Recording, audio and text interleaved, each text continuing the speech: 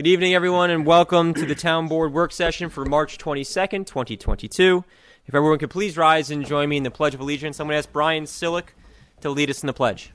Brian, come to the podium and lead us in the pledge.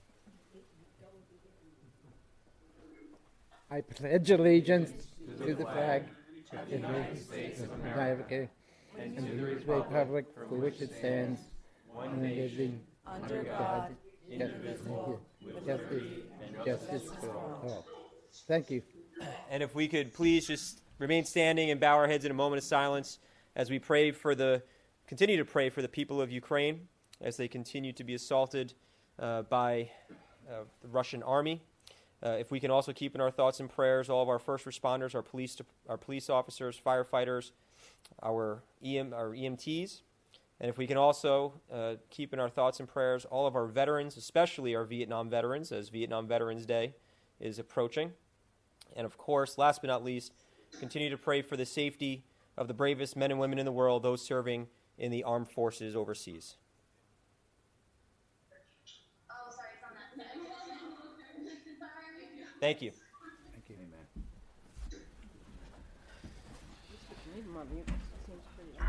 Yeah. Ed, can you hear us? All right. So you want me to go off mute? Or are you going to go off mute? I'm muted right now. All right. So I'll stay down. Okay. All right, we're going to try it this way. So we'll start with introductions to my right. Good evening, Diana Quast, Town Clerk. Tom Diana, Deputy Supervisor, Councilman. Matt Slater, Town Supervisor. Sergio Esposito, Councilman. Good evening, Luciana Howitt, Councilwoman. Good evening, Adam Rodriguez, Town Attorney. Excellent. Joining us remotely tonight is Councilman Ed Lachterman, and you can see him on the screen. Just a few announcements to make. I want to remind everyone that we do not have a town board meeting next week. It's our fifth week of the month, so there will be no town board meeting next week. Our next town board meeting will be held April 5th, 2022 at the John C. Hart Memorial Library. And so we're looking forward to be hanging out in Councilman Diana's backyard up there in Shrub Oak. And that will, of course, begin at 7:30, again at the John C. Hart Memorial Library on April 5th. The north side, the good north side. I also want to let everyone know we're very excited. This Friday, 10 a.m., we will be breaking ground on the inclusive playground at Granite Knolls. That'll again take place this Friday, March 25th at 10 a.m. up at the Granite Knolls Sports Complex. All are welcomed and invited. And again, I want to thank all of our partners for making this finally come to fruition. So we're very, very excited about that. Just a couple of events coming up. April 9th is the Easter egg hunt at the 202 ball field, hosted by Parks and Rec and the Yorktown Lions Club. And so it's always a fun time, especially for your kids. The spring program registrations begin March 29th. And again, the Parks and Rec brochure for the spring and summer programs did go in the mail. You can also find it online at yorktownny.org onto the Parks and Rec page. And again, that'd be registration beginning March 29th. And for all of our excited parents about summer camp, registration begins 9:30 a.m. March 31st. Again, that is also online. So those are some important dates, especially that camp registration. We are expecting a larger camp population this year. We're excited about that. There are still plenty of job opportunities, seasonal job opportunities within our Parks and Rec department, especially for our pools and our camps, for all the kids who are looking for summer employment. And all that, again, can be found on the yorktownny.org website under the Parks and Rec department. And last but not least, very excited to share the news regarding the Hallux Mill Sewer District. The Hallux Mill Sewer District received a $1.2 million grant from the federal government, which is above and beyond the $10 million that we've been working with the county on for the East of Hudson funds that were allocated to the town of Yorktown. Also happy to report that we've made considerable headway in partnership with Westchester County, and we anticipate moving the Hallux Mill Sewer project forward sometime in the next 4 to 8 weeks. I really want to thank our entire board. I want to thank our town attorney, and I want to thank our partners on the county level for getting us to this point. I know it's been a long road, but we are confident, I think, at this point that we are at an important and pivotal moment when we can finally move this project forward in partnership with Westchester County with access to the $10 million. So that is a tremendous accomplishment for our community, for the people who've been waiting for, what, Councilman, 30 years? Decades. For sewers. I know our former supervisor, Susan Siegel's here, and this is something that she's been working on for quite some time, too. So we're very excited to be at this point and share the good news with our residents. And so we'll be bringing more information about that in the coming weeks, and we're looking forward to finally moving it forward. Before we begin our public hearings, I'd like to start with our resolutions. Can I just add two events? Oh, yes, please. Two fun events that are going on this weekend is the Art Around Town initiative with the Yorktown Small Business Association. It's at the Trailside Cafe, 5 o'clock. I think it's 5 to 7, right? 5 to 7. And then we got one more. It's a Bleacher dedication. Yeah. It is the Matthew Matthew Cole Bleacher dedication with the Yorktown Athletic Club.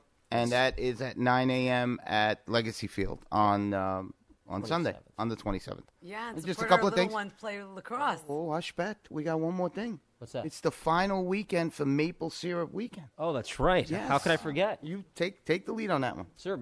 Again, Maple Syrup Weekend. If you haven't had a chance to check it out, White Oak Farm, New York's most southern commercial producer of maple syrup, right here in the town of Yorktown, located off of Route 129. Bryhart doing just incredible things over there. And if you are in the mood for some delicious pancakes, please head over to the Grange Saturday and Sunday. They have two seatings, just another celebration of Maple Syrup Weekend. They do have a lot of products on hand to purchase, both the syrup and the honey, my favorite honey, in all of Yorktown. Yeah, it's all locally sourced. It is all locally sourced, and so that's this weekend. You can just walk into the Grange, and there is a fee, which I forget off the top of my head, but it's another great way of celebrating the town of Yorktown. And the weather's supposed to be beautiful this weekend too, so a great weekend to be out in our community and enjoying our farms, our natural assets, which are just so important here in the town of Yorktown. If I may, Supervisor, just real quick, with regard to the Maple Weekend, it was actually on I-95 this morning, the station out of Connecticut, and it identified the maple syrup facility as the southern most facility that makes maple syrup. And they said if you want to go, it's a good place to go. So it's even reaching another state that this place is here. I went to the pancake breakfast on I guess it was Saturday I went. And I was very surprised to see when they made their little announcements there how many people actually didn't know about the Grange. Folks in this town don't know about the Grange Fair or the Grange, what the Grange does. It's been here for a number of years. It's been here for a long time. Yep, and staple of our they community. do a lot of things. Get on their website, check them out, because people think that it's LaGrange. And that's one thing that I heard there on the weekend. Yeah, LaGrange is down.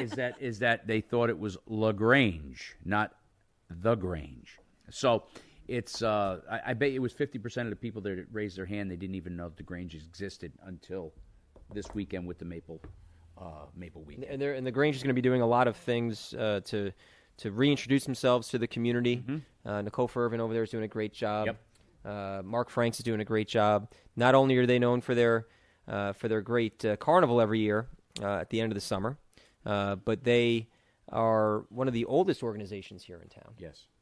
And they're looking to really reintroduce themselves and looking to start an environmental educational program, which I think would be great for the community as well, right here in the Heights. And so make sure that you keep them on their radar. They do a lot of great car shows. They do a lot of great community events throughout the year, and they're looking to do more and more. So make sure, again, the Grange's been around for over 100 years here in the town. 124, Matt. Oh, there. We thought you were frozen. He is. Yes. Right, 124 years. More like we were And hoping it was frozen. The breakfast is $20. Oh, and the breakfast is $20. Yeah, it's Thank you. It's Thank you, great. Councilman Lachman, who speaks without moving his lips or blinking his eyes. And Blink just so twice you know, if you're in danger. The Lions will be working with them this week on Saturday to serve the breakfast. Great. Thank you. All right. If there's no other announcements, I do want to move forward with some resolutions before our public hearings because we do have some special guests tonight. I want to begin first with a resolution in opposition to cutting services at Castle Point VA.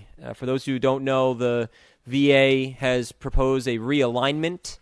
That realignment closes for the closure of 17 VA hospitals across the country, 3 here in our own backyard, those being the Castle Point VA, the Manhattan Hospital, as well as the Brooklyn Hospital. And there's still a ways to go in this, but we feel very, very strongly that any cut in services to our veterans, and veterans in Yorktown, by the way, rely on the Castle Point VA tremendously. There's a long way to go in this fight. I want to be clear about that. It's not like this is going to happen tomorrow. We're talking years before we may see any alteration in services, but I think it's very important from our standpoint and the town board standpoint and the community standpoint that we understand, recognize, and voice our opinion because there is yet to be any community input on this issue. This was a report that was issued by the federal government that still needs to go through 2 committees before being approved. But to be clear, the closure of the Castle Point VA, and it would be a closure, and then they would transition to an outpatient facility. It would reduce anywhere from reduce the number of services that they provide from 10 to 15 services that they currently have on that campus. So there would most definitely, at the way that it's being proposed, be a reduction in services at the Castle Point VA. And so this resolution that we're going to read is in opposition to any cut in services at the Castle Point VA because, again, we recognize the direct impact it will have on the residents and veterans of our community. And I also want to point out, as was pointed out to me by some of our local veterans, because I was over at the VFW last week, and Commander Mandera pointed out and reminded me that people forget we've just ended a 20-year war. So we have an entire generation of soldiers now who are home, who are in need of services. Obviously, they're not all here in Yorktown, but the Hudson Valley is home to a number of veterans. We're proud of that fact. And they come to the Hudson Valley because of the services that we're able to provide. So I think it's that much more important that we voice our opposition to any elimination of services at Castle Point. And so the resolution reads as follows. Whereas, Okay. I'm sorry, go ahead. No, I Councilwoman. wonder if you want me to read it. Go for it. Okay. The resolution in opposition of cutting services in Castle Point, VA.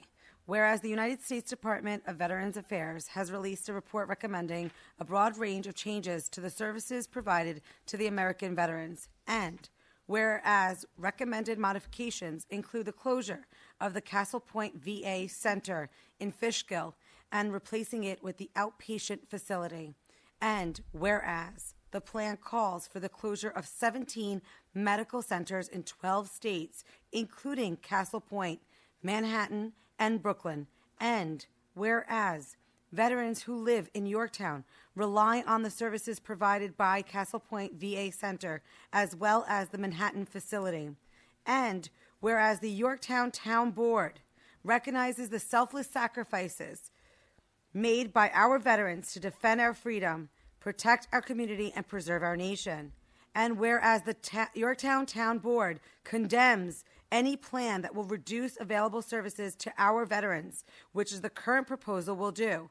And whereas the Yorktown Town Board believes any plan put forth in this manner should have the community input before being implemented. Now therefore be it resolved that the Yorktown Town Board will opposes any reduction in services to the Castle Point VA Hospital.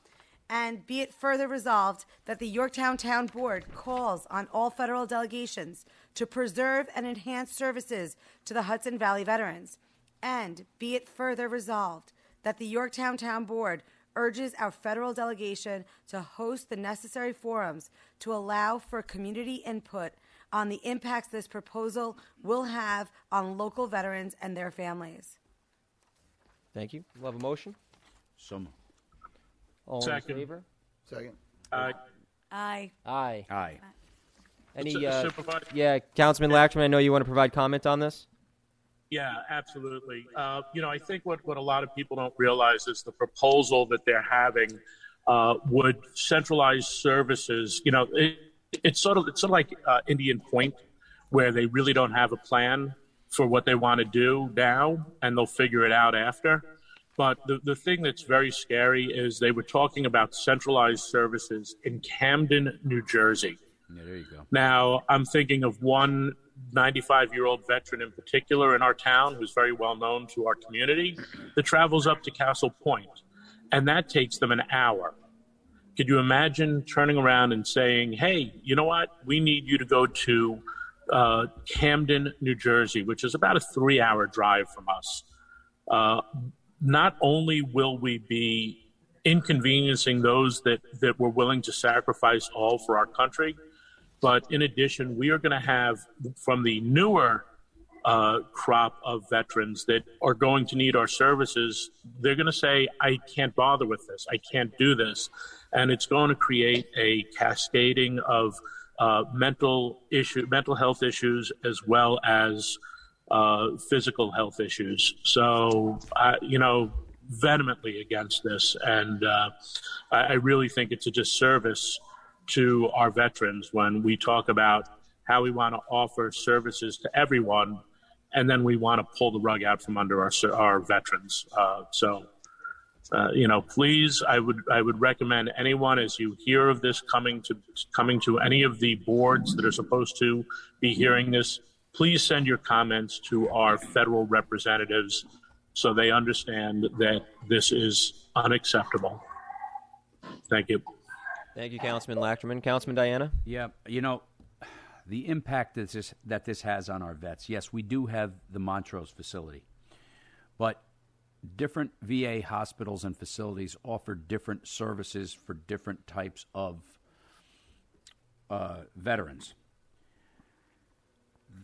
The federal government does little enough to support our veterans. I mean, we try in this town to support them every which way that we can, but the federal government is lacking. Our troops should come back from any war or whatever they want to call it. Any type of service. Any type of skirmish, conflict, whatever they want to call it, and be given everything they need to live. There's so many adjunct organizations out there, like Tunnels to Tower, and so on and so forth, that helps place veterans in homes where they can actually utilize the stoves and the sinks and the so on and so forth. But you know what? They should be given a ticket that our veterans, they served us. This is why we can sit here tonight and do what we do. Exactly. I can't understand our federal government doing this to our vets. They do little enough to help them once they get back home. And this is just a kick in the pants for all our veterans who go over there and serve proudly and keep our freedoms here in the United States. Well said. They definitely deserve the gold standard. There's no question about it. And they fought for us, and now we have to fight for them. And that's what we need to do. It makes me angry. It literally Rightfully makes me so. angry. Rightfully so. Councilman Esposito. Well, you tend to forget what the veterans did for us, and it's the least we could do for them.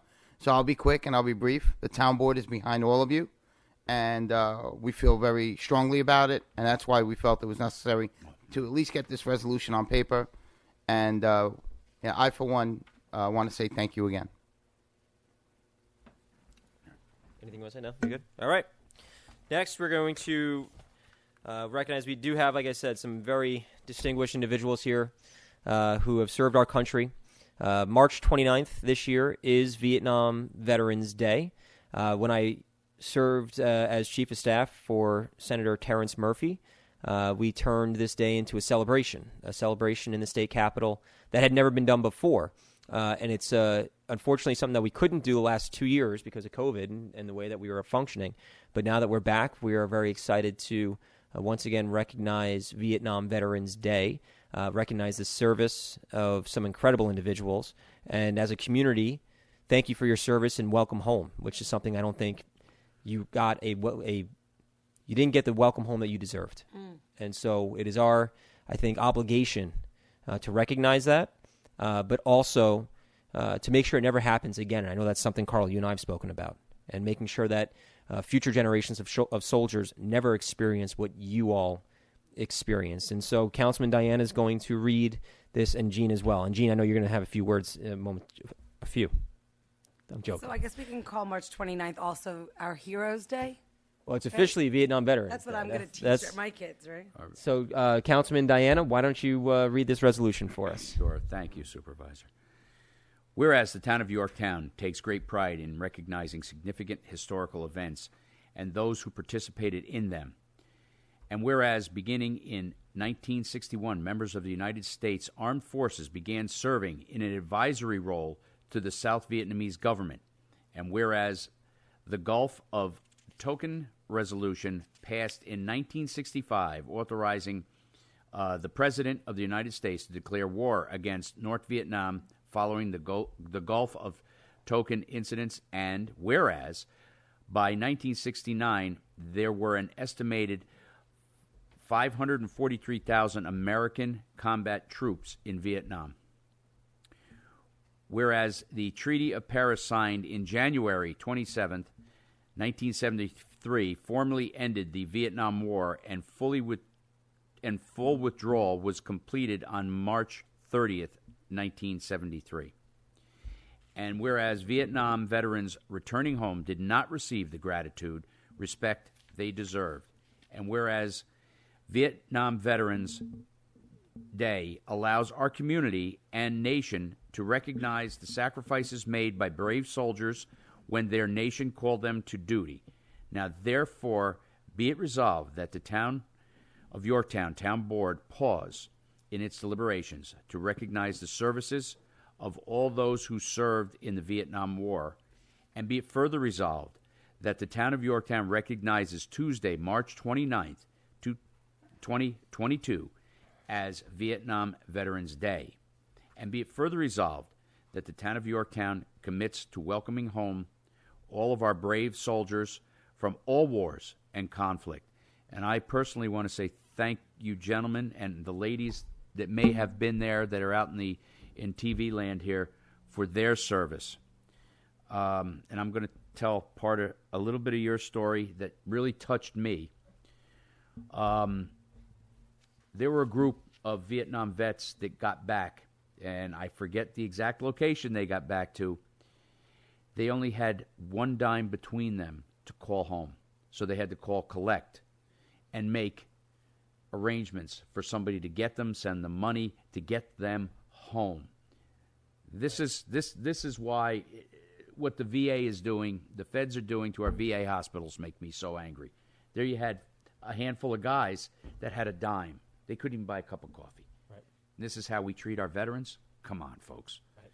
But thank you, guys and gals, for your service. Well, I'll make the motion on this resolution. Do we have a second? Second. All in favor?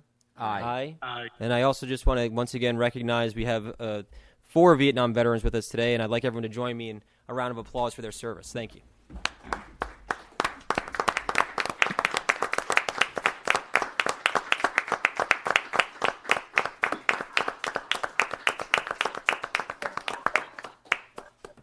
And again, I say thank you for your service and welcome home. Thank you. I know that you've joined us, and Gene's going to speak in a few minutes. I know that you've joined us on the floor of the State Senate to a much louder applause, but I hope you know how much your service means to our community, how much your service means to our country, and how much your service means to us individually.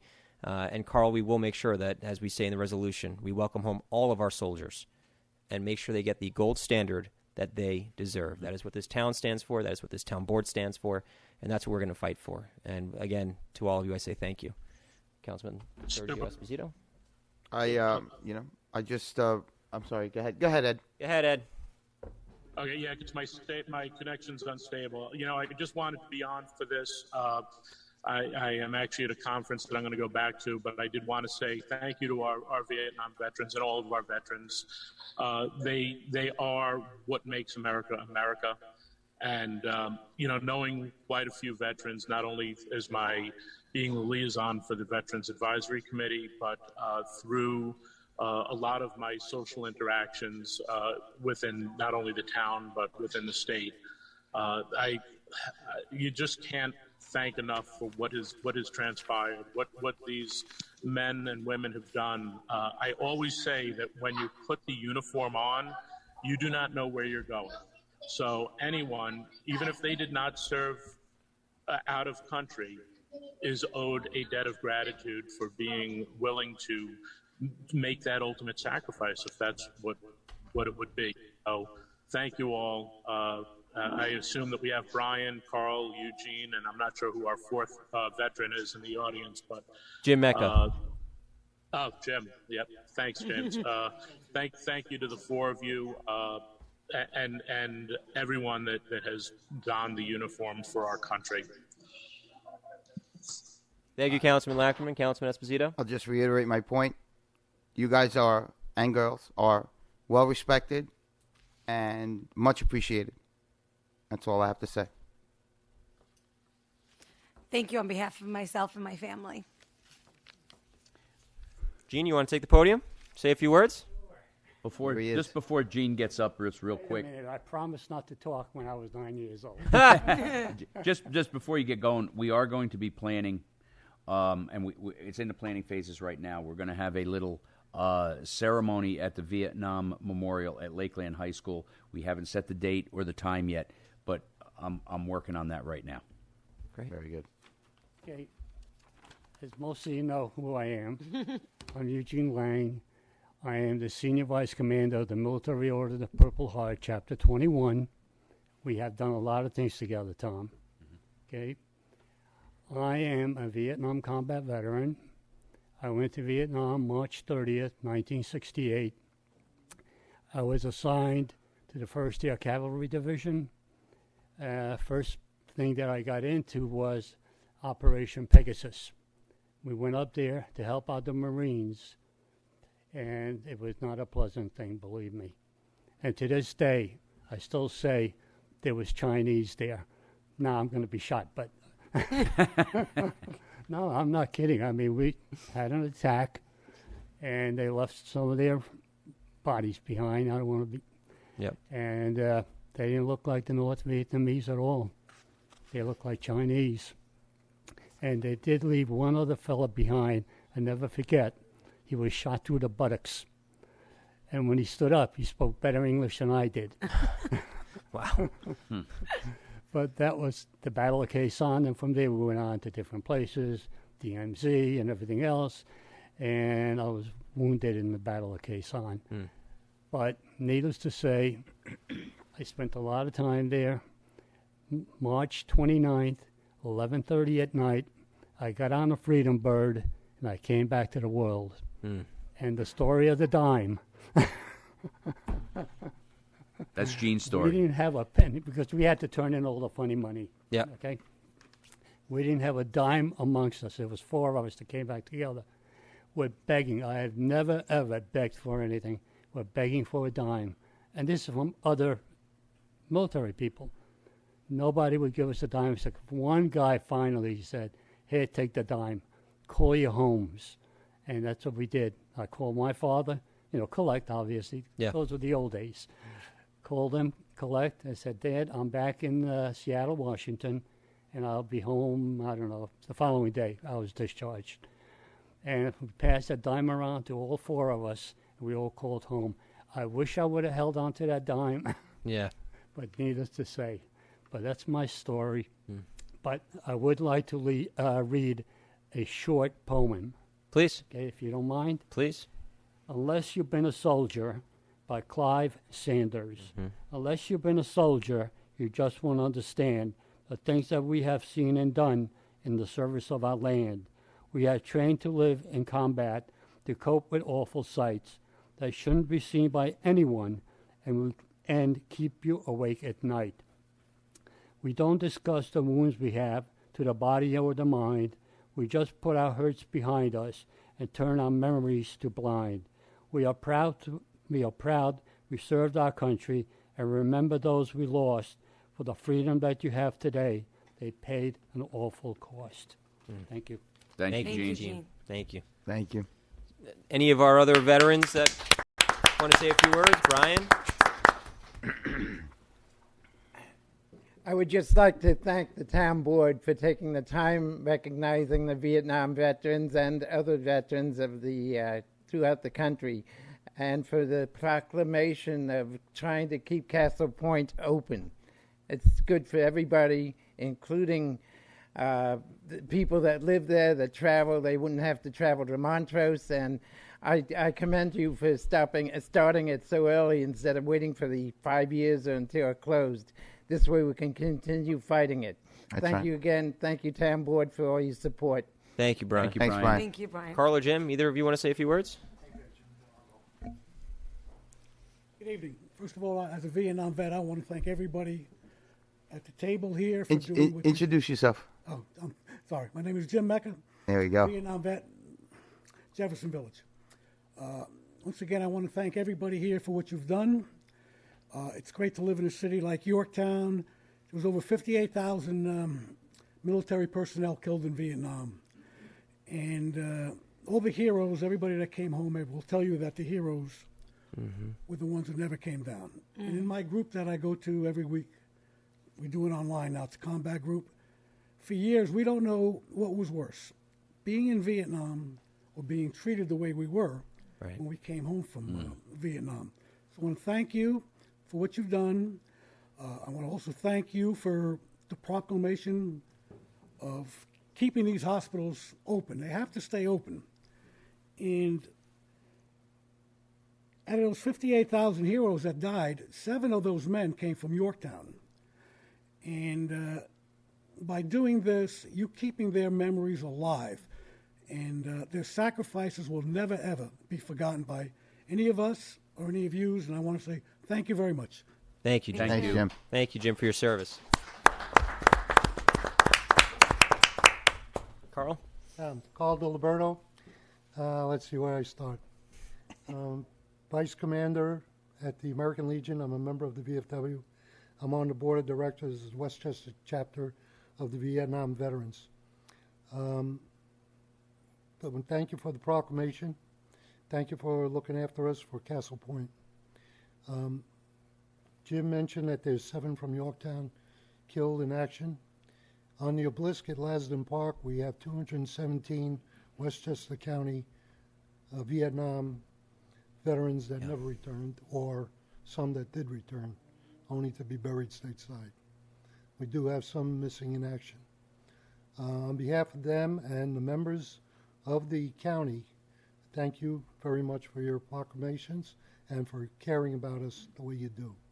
And thank you again for seeing us. And I do remember that trip to Albany. It's a good one. Carl, real quick, can you just tell people about Lasden Park? I think it's one of the absolute gems in Westchester County. Yeah, Lasden Park, it's county owned. There is a Trail of Honor that was set up with the Vietnam Veterans, Chapter 49. Every year, the Trail of Honor starts with all wars. Jim pointed out that we're missing one.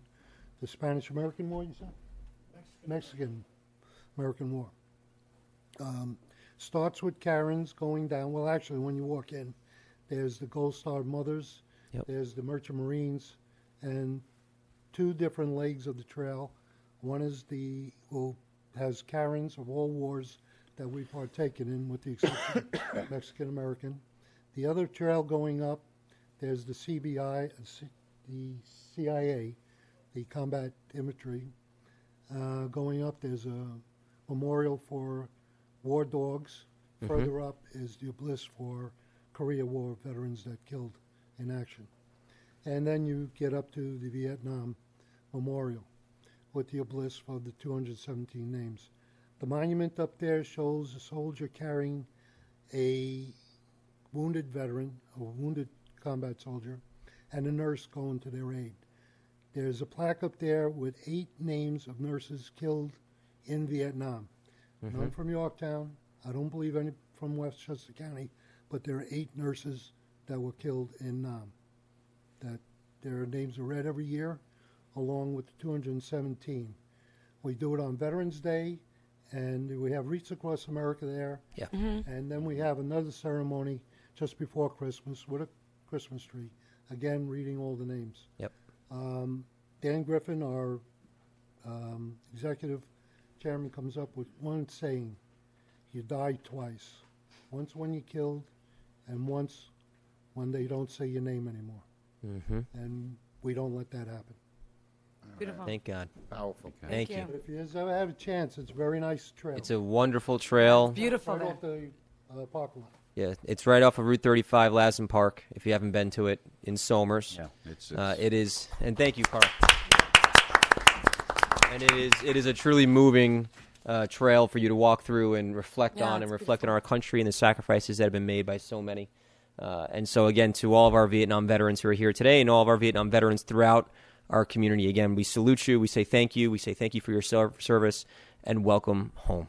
It's kind of awkward getting thanked by the veterans. They're thanking us. You guys don't need to thank us. Yeah, don't ever do that again. We're gonna ask our Vietnam veterans just to come up so we can take a quick photo.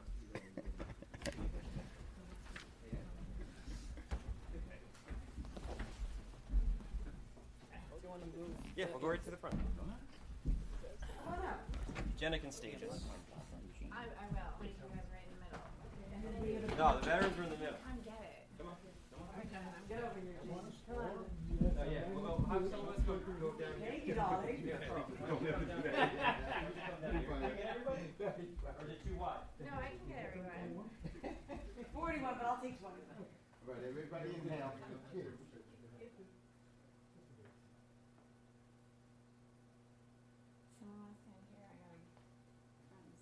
Jess, you good? Just one more. Yep, that's good. Excellent. Thank you all again. Thank you.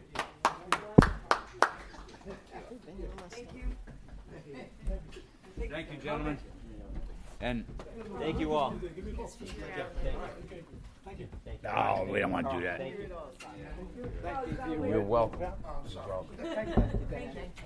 Gene, thank you. You know, more often than not, during these Carl, during the times that I don't want to use the word celebrate, but we recognize our veterans. We often forget the nurses, be it male or female, and the medical people, that have served the country and have lost their lives in the country also. The nurses, the WACs and the Waves in the Navy, and I don't recall what they were called in the Air Force. What were the nurses called in the Air Force? What did they call the nurses in the Air Force? I know we had the WACs, the Waves, and the...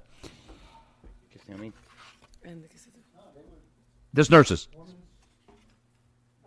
Just nurses. Okay, we're Women's Air Force. Anyway, they're often forgotten.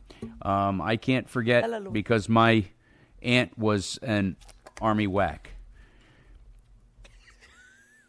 So that's a soft spot in my heart.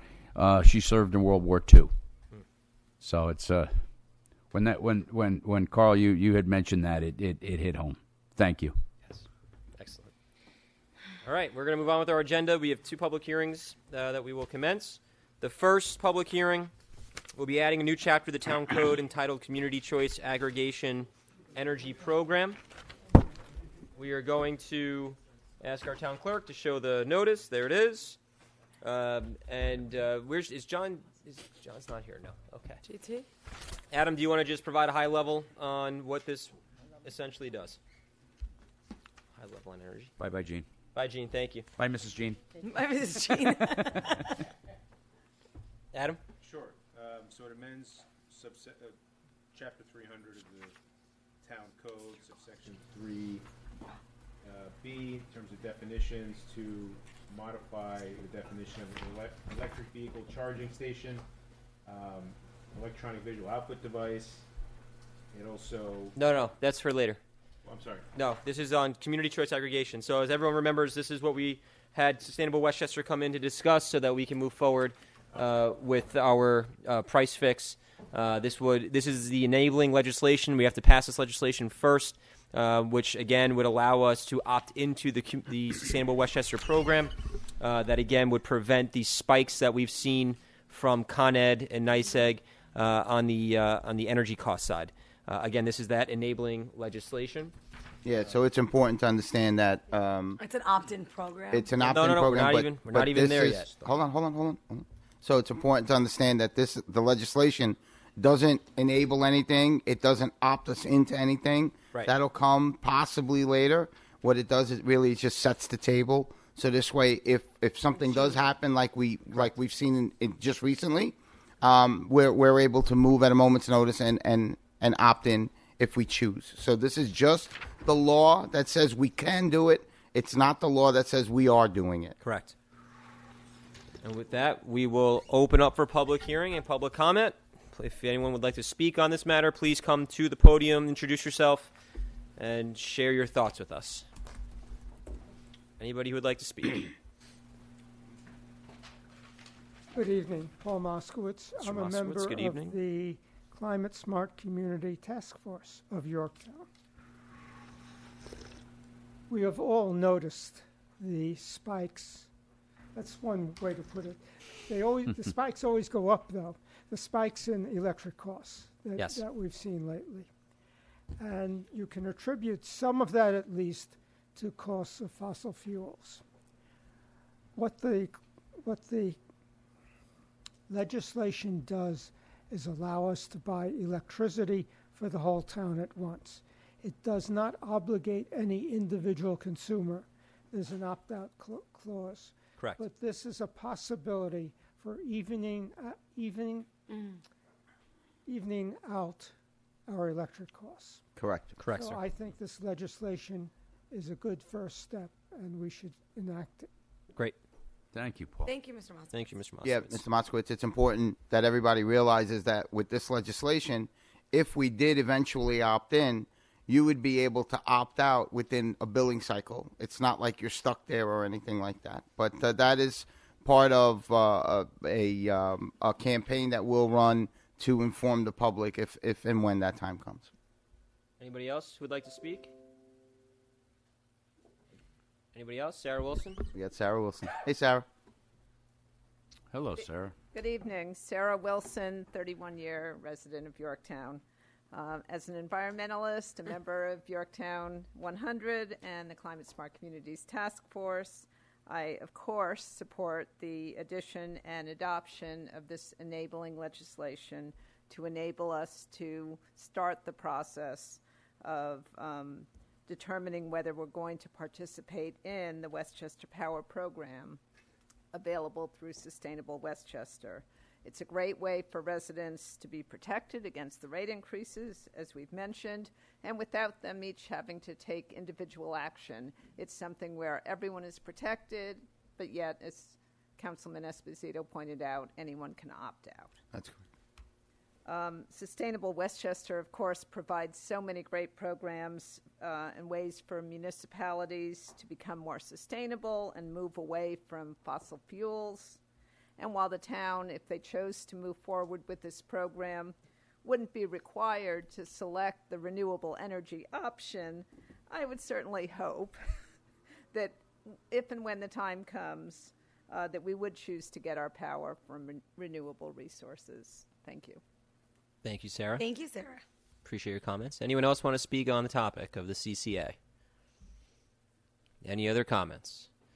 I just want to point out that we do have on the screen the Sustainable Westchester. This is part of their presentation. Their presentation has been running on the Government Access channel. At least I believe it has.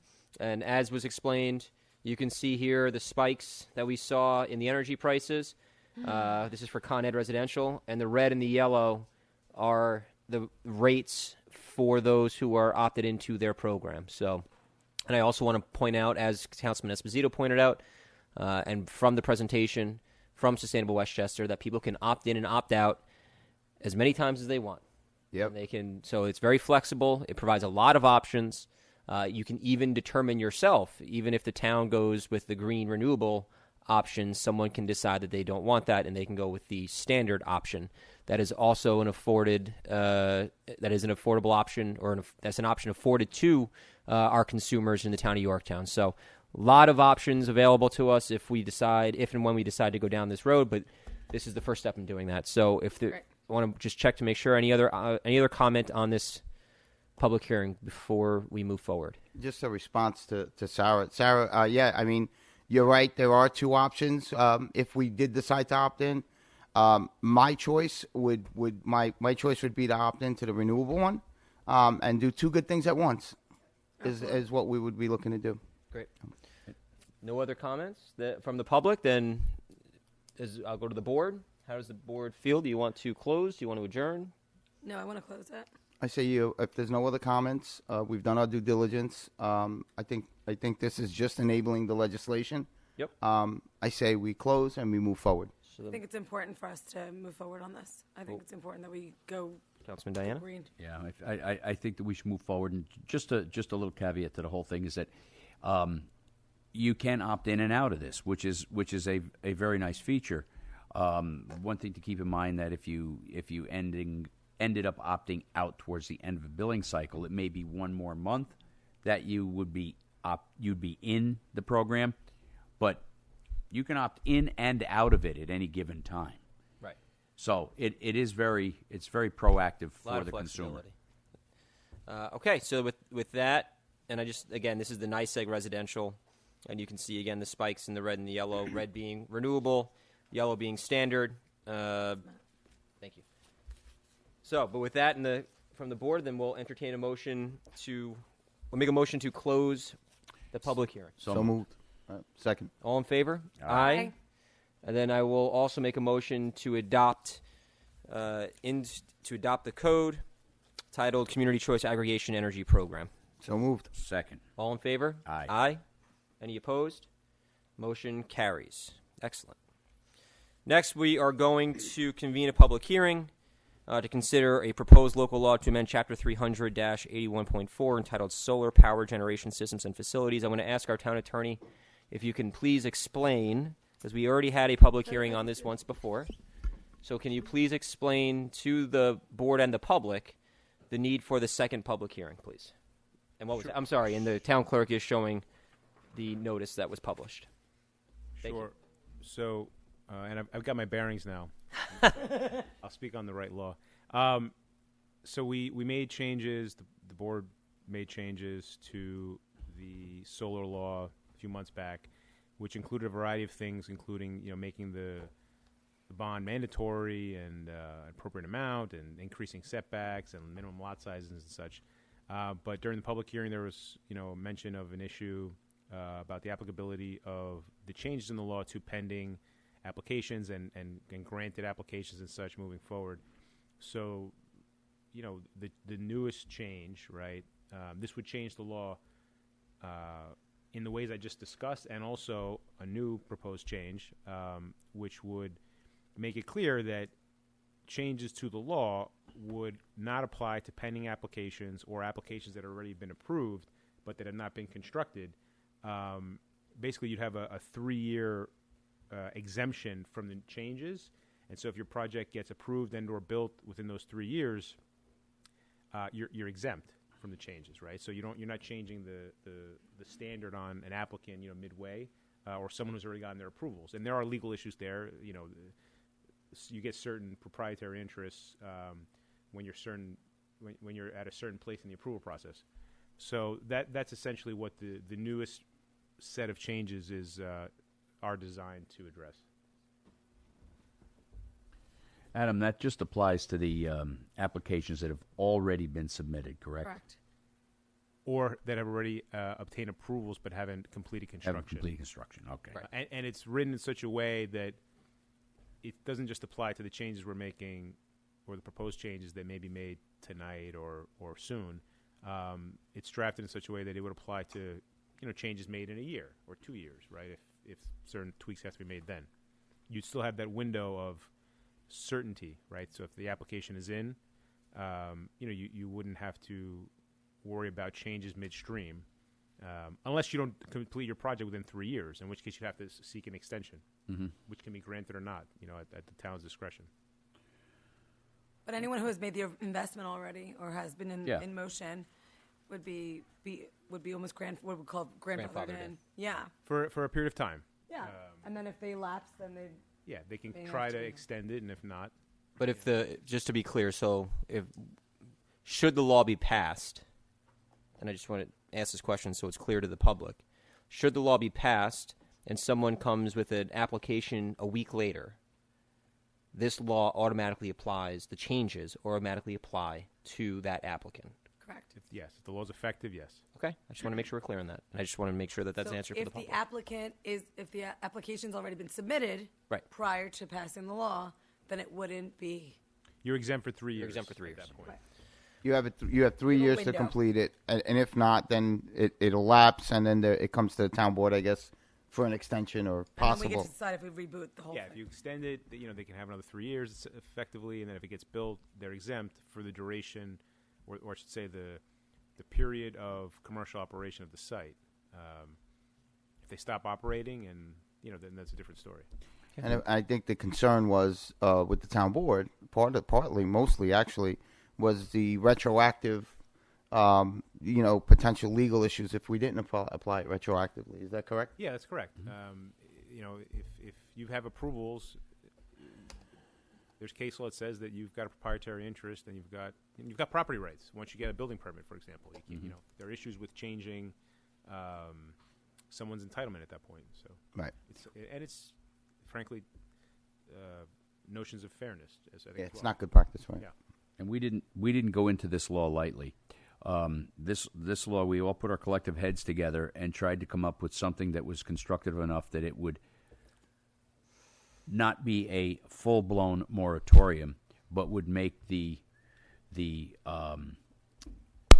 solar law work better for our community. Yeah, exactly. Okay. Any other comments before we start it up? All right. So if you'd like to speak on this public hearing regarding the solar power generation systems and facilities, we're gonna open it right now. We're gonna open the public hearing, and you can take the microphone. Please introduce yourself upon coming to the podium. Anybody like to speak?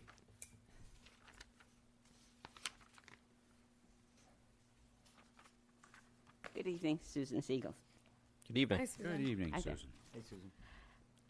After 5 decades of speaking at public hearings, I know that public hearings are for the purpose of the town board listening to the public, what the public has to say, and that you're under no obligation to respond to those comments. Sometimes you do, sometimes you don't. Okay? When you voted to close the February 22nd hearing on the first set of amendments, Supervisor Siegel, sorry about that one, Supervisor Slater said that you would take all the comments under advisement, okay? And I was under no illusion that you'd respond to, let alone accept any of the comments that I made or any of the comments that the other 5 people who took the time to prepare comments, attend the hearing, and speak at the hearing. But when you decided to add this new amendment to the law that Mr. Rodriguez explained, okay, it's clear that you did listen to one person who spoke at the hearing, and that was the developer of the solar farm who had the application currently before the planning board. But you were conspicuously silent, okay, when it came to the suggested amendments of the 5 other speakers, all who were very well-informed residents of Yorktown who had been following the solar law since the beginning. Okay. Those suggested amendments dealt with limiting large-scale solar farms in residential neighborhoods, and also the need to achieve a better balance between 2 worthwhile but conflicting environmental goals: the need to support solar energy, which is obvious, but also the need to protect and preserve the many benefits that trees and woodlands provide. The tree law was passed in a previous board, 2019. Which makes me wonder, between February 22nd and March 1st, did you ever consider or discuss any of those possible additions to the law that was suggested by the 5 people? If not, why not? Did you consider them to be so completely unnecessary that they didn't even merit a discussion? Because remember, there was no open town board discussion about any of those amendments. Did you consider those suggestions impractical, not doable? Or didn't they fit in with your vision of Yorktown, whatever that vision is? And did it occur to you that perhaps it might be a simple common courtesy to acknowledge the comments that your constituents made and possibly give them a short explanation of why you didn't agree with them? Again, I say you don't have to agree with everything that we say. You don't have to agree with anything that we say, but at least acknowledge that we said something and why you disagree. Instead, all we heard on March 1st, when you announced tonight's hearing on the revised law, was a very carefully calculated but very disingenuous statement about 80%. We were told the amendments that you were considering would prevent the overdevelopment of large solar farms because under the law, 80% of the town's residentially zoned parcels were on lots of less than 1 acre. Therefore, they didn't meet the 5-acre minimum for large-scale solar farms. 80% certainly sounded good, very, very reasonable, except that the 80% figure was a total red herring because it totally missed the point. The point of the 5 speakers who spoke at the February 22nd hearing had nothing to do with the zoning. What mattered was the total size of the lot, not what the zoning designation was. 2 of the solar farms currently under consideration are both on half-acre lots. One lot is 19 acres and another one is 21 acres.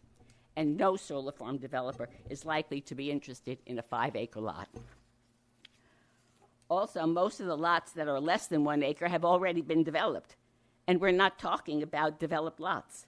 We're talking about vacant land still in its natural state, lots with hundreds and hundreds of trees that will have to be cut down to make way for solar panels, lots that are considered woodlands. The 80% figure also had nothing to do with the real issue, the issue I keep coming back to and which you keep ignoring, the need to achieve a better balance between solar energy and tree preservation. Okay?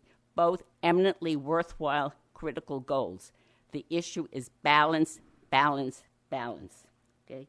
There's nothing in the current law, in the current solar law, or in the amendments under consideration tonight that require the planning board to evaluate and compare the relative value and importance of solar versus woodlands on a specific parcel. That's all we're asking for. Amend the solar law so that it takes both goals into consideration. Again, balance.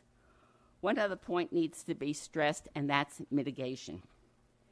Mitigation in the context of the tree law means finding ways to replace the functions or the benefits of the trees that the trees provide before they're cut down to make way for development. Ideally, mitigation should be done on site so that the same benefits can be obtained, possibly in a different part of the site. But clearly this isn't possible when trees have to be cut down to make way for solar panels and woodlands have to be destroyed. So the mitigation solution for solar farms has been to pay money into the tree fund so that new trees can be planted someplace off-site. The trees could be cut down, let's say on the foothill site in the northern part of Yorktown, but they could be planted here in Yorktown Heights. Okay? But money can't replace the functions of the trees and the woodlands, such as providing recharge for groundwater, for wetland recharge, drainage control, ecological diversity and stability, and the protection of local property values and the aesthetics that go with residential neighborhoods. Money cannot replace the functions that only nature can provide. Crafting amendments to the solar law that can achieve the needed balance between large-scale solar farms and woodlands is not rocket science. And I urge this board to take the time to consider some of the suggestions that were made on February 22nd. And you can look at the state database of solar laws throughout the state, and you can find lots and lots of examples that could achieve a better balance. Okay? It can be done, but it can only be done if you're willing, if you're interested in doing that. And that's the big if. Are you interested in achieving a balance between these two competing goals? I have a question on the retroactivity that you were explaining. The phrase in the law, and I'm sorry I don't have the exact phrase with me, but it talks about plans that are pending before any town board, agency, or department. Can you explain what you mean by department? For example, if I have a 10-acre lot and I come in and have a chat with the planning department, as typically happens, I'm just interested, hypothetical. This is what I want to do. How does it conform to the law? What can I do? Is that considered a pending before a department, even though I haven't filed a formal application yet? No. So what do you mean? What does that law mean when it says, I understand that if you want to come in for a change or something happens, you go back to the planning board or the town board? Why the word department, and can you clarify what you mean by an application pending before a department? Because that's written in the law, okay? And so that's the question I have, and those are my comments. And again, I plead with you, before you vote on these amendments tonight, okay? Because once you do it, I fear that you're not going to go back and start looking at new amendments to the law. So the time to do it is now. The time to do it was after the February 22nd meeting, okay? Think about the balance. Think about your concern for the environment. Think about, I haven't bothered you to go through the litany of the functions of trees, okay? Because I think you all know how important these woodlands are, right? Yorktown has been developing since, the 1950s. And we have lost, I support development, okay? I support all the housing that we have and all the commercial development we have. But we're losing our woodlands, okay? And they are critical for so many things. Not just because trees look pretty, but they save the town money because you don't have to do drainage control and all the stormwater controls that you'd have to do. Trees absorb all of that rainwater, okay? Thank you. Thank you, Susan. Thank you, Ms. Eagle. Thank you. Anyone else like to speak on the matter?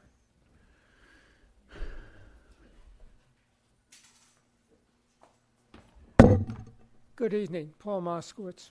Good evening, Mr. Moskowitz. Welcome back. Thank you. It's been a long time. In any case, I think having a solar law, one which allows for the development of large-scale solar farms, is a good idea. We've already seen such developments in Yorktown, which are quite positive. We've had solar developments on rooftops, over parking lots, and on unused, formerly agricultural plots of land. However, what this law does is to compromise the integrity of residential areas. Solar farms, large-scale solar farms, are not an residential use. What they are an industrial use, or at least commercial. You've got the solar collectors, but you're also going to have battery farms to go with the solar collectors. You're going to have transformers and all the equipment needed to feed electricity back into the power lines. Do we want this to happen on a large scale within our residential neighborhoods? There's a question here about trees, and I think that was well handled by Mrs. Siegel. The major objection that I have is that this has been formulated as an as-of-right development. Somebody owns 50 acres and they want to cut down 40 acres of trees. There's no way they can be stopped. They have to meet certain requirements, and the town board has passed a law and then thrown it over the wall to the planning board, which has no power to stop harmful development. They can only make sure that certain requirements are met. And in fact, it seems that the major concern is the visibility. I'm not concerned about the visibility. If a neighbor wants to put solar panels on their house or in their backyard, it's just fine with me.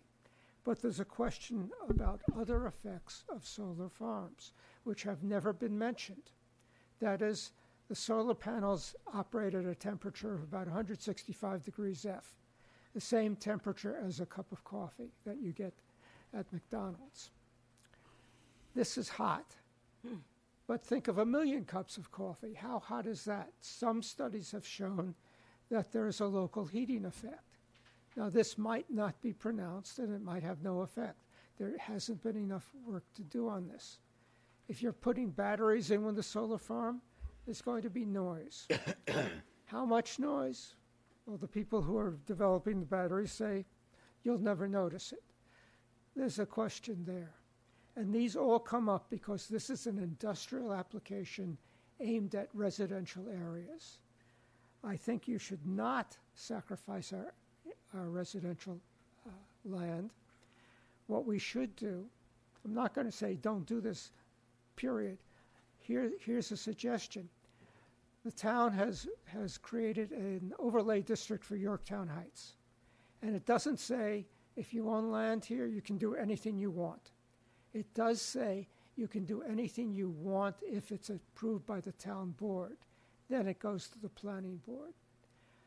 A different approach to this would be to make all of our residential property overlay districts so that if a proposal does come about for cutting down 15 acres of trees, as is happening on the Foothill Lockwood development, at least the town board can say, if you don't modify what you're doing, we won't approve this. You have the veto for an overlay district.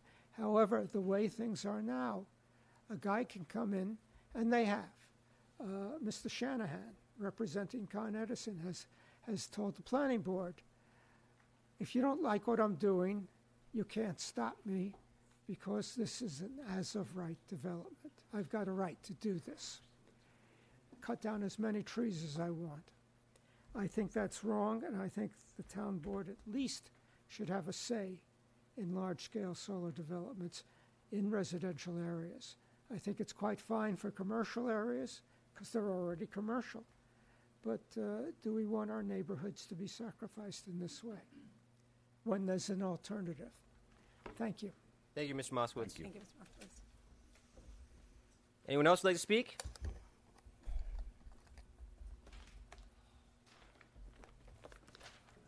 Dan Strauss. Mr. Strauss? 5-year resident. I love that. I had a couple of humorous things. I'll start with one. There's an old saying, you can't see the forest for the trees. You heard that one? Mm-hmm. I soon won't be able to see either the forest or the trees. I'm dead serious. I think my predecessor speakers, they're very intelligent people. I'm probably not as intelligent as they are. I came to this party too late. I think I made that clear to this board, or maybe it was one night to the planning board, because I wasn't involved at all when you made the law, the original law. I had no idea. I'm no good on Zoom. I wasn't involved in it. I had no idea. But I do remember, and I know I said this to the planning board, but not to you, that there was an issue with an application on Underhill Avenue where they were going to, and this is clear cut, a lot of trees. And it seemed that that was resolved because the applicant pulled back. And then I found out that it was actually, I believe, Mr. Shanahan was involved with that. I could be wrong on that, and I stand corrected if I am. And I thought when that happened that there was going to be some kind of sanity with addressing solar. And I wasn't that familiar with solar. The deal is that it's not really about what's happening now. It's about what happened when that law was drafted, the original law. I wasn't going to mention this, but Mr. Slater, you've made the comment, and it's a very good comment, about land use. And Mr. Diana has used it, and Michael Grace used it one evening. That was at a planning board meeting, which I do watch. I watch a lot of stuff, and I read a lot of stuff. I've read a lot of stuff about solar and Noble changing the world, a lot of these things. You made the comment, we do not want to sterilize the land use. That was your comment. And I have a feeling when you drafted the law, that's exactly what you wanted to do. But my comment is we do not want to sterilize the land use, but it's okay to sterilize the land. And if you look online, when you sterilize the land, everything is killed. So, moving forward, 2 years ago, you made the law. It's very hard to change that law.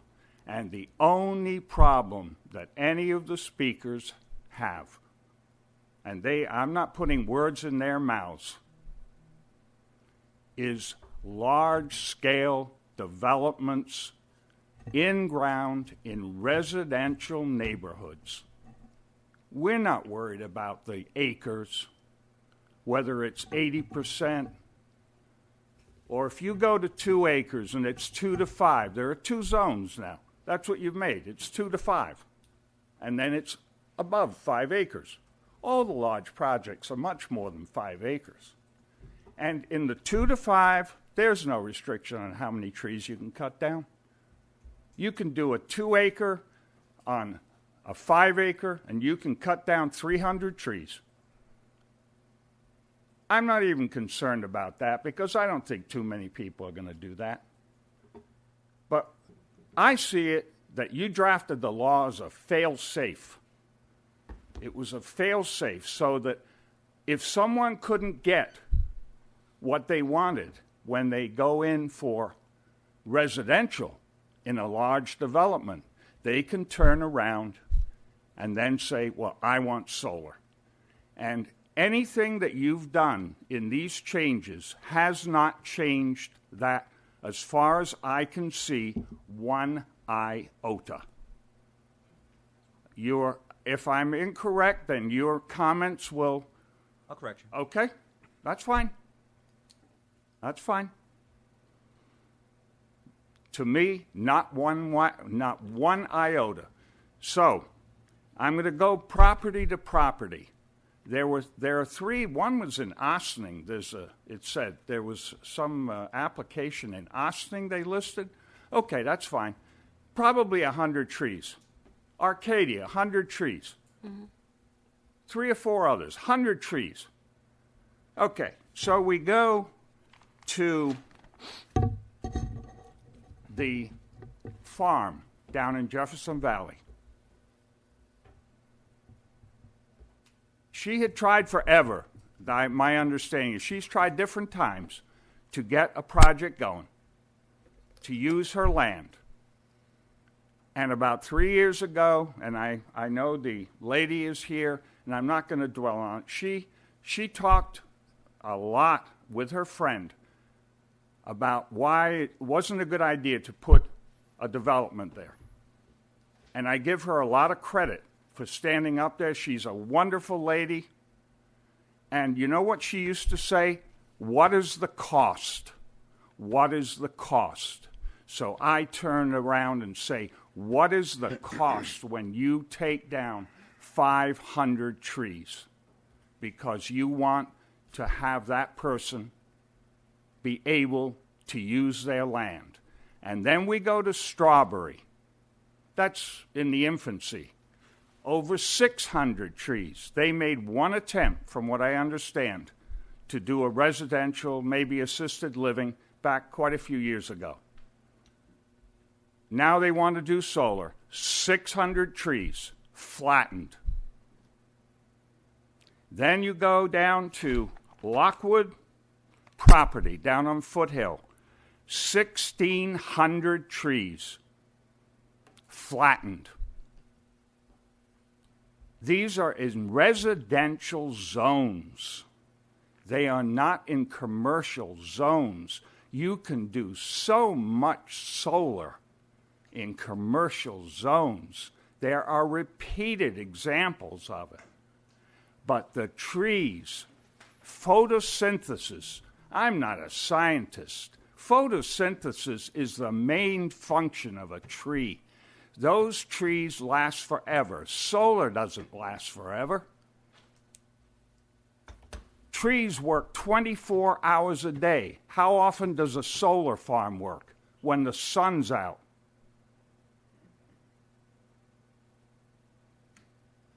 To me, it is unconscionable, and I've used that term, to consider as a town going forward for the people and the benefits, weighing them. I don't even care about balance.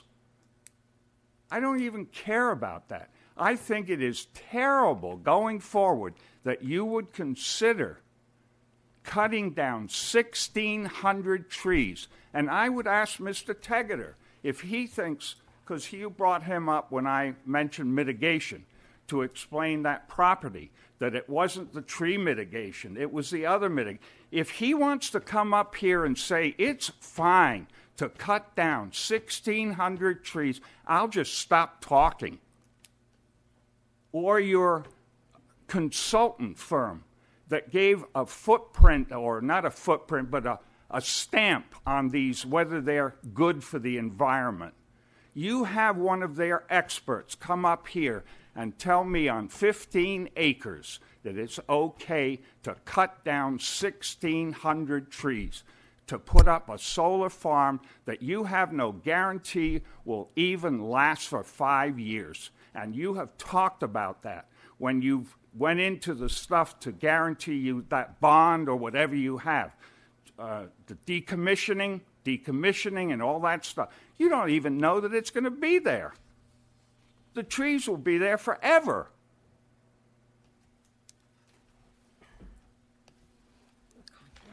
I'm not finished,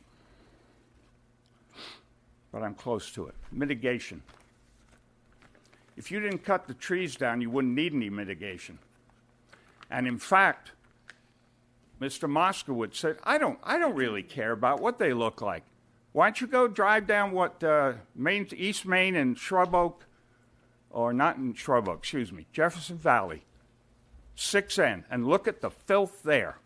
I'd rather look at a solar farm, if I had to, anywhere. On a roof, I'd just as soon look at that. I'm not worried about putting trees up around something. And in fact, I'll give you one more. Mitigation. The hilltop. You said that it was passed all the tests, that it was suitably in compliance. You remember last meeting you mentioned at a break to me. The hilltop station that I had brought up, I brought that up. Do you really think, I don't care whether they do that, whether there's the picket fence. The tree, I drove by there yesterday. The trees are all dead except for one. You know that? I drove by there because it's become a point of contention. I'm not worried about that. But if you have, I'm worried about into the future. If that thing isn't in compliance 4.5 years later, do you think that all the bookkeeping and the forms they got to fill out every year are going to really matter? All you have to do is just go over and look to see if the trees are growing. That's all. You don't need any paperwork. I just think it's wrong. Just outright wrong in a residential neighborhood to cut down 1,600 trees in that one place, and the others also, and then I'll bring it finally right here close to home. Because those places, I don't live over there. I go to Jefferson Valley sometimes.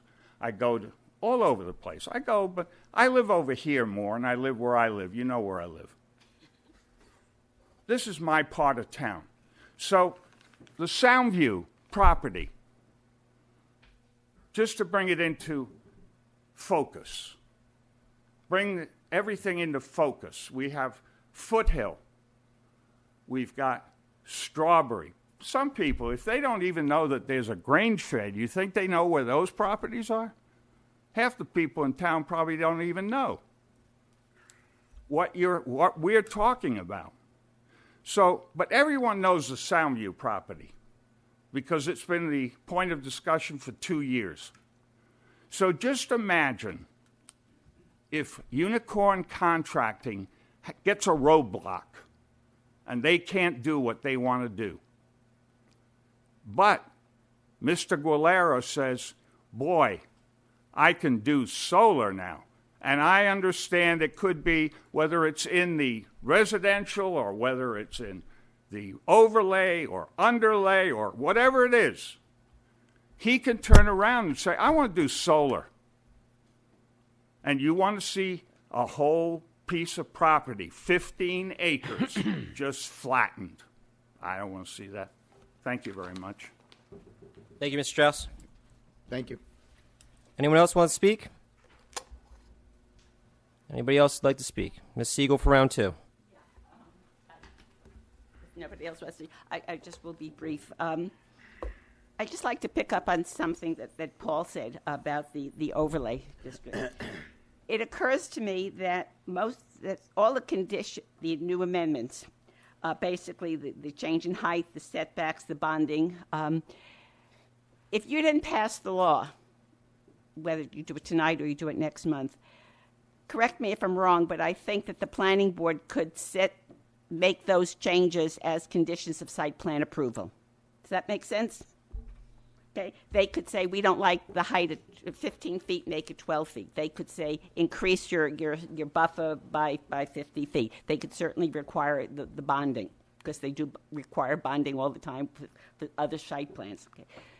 What I'm saying is, I don't think there's any hurry for you to pass this law.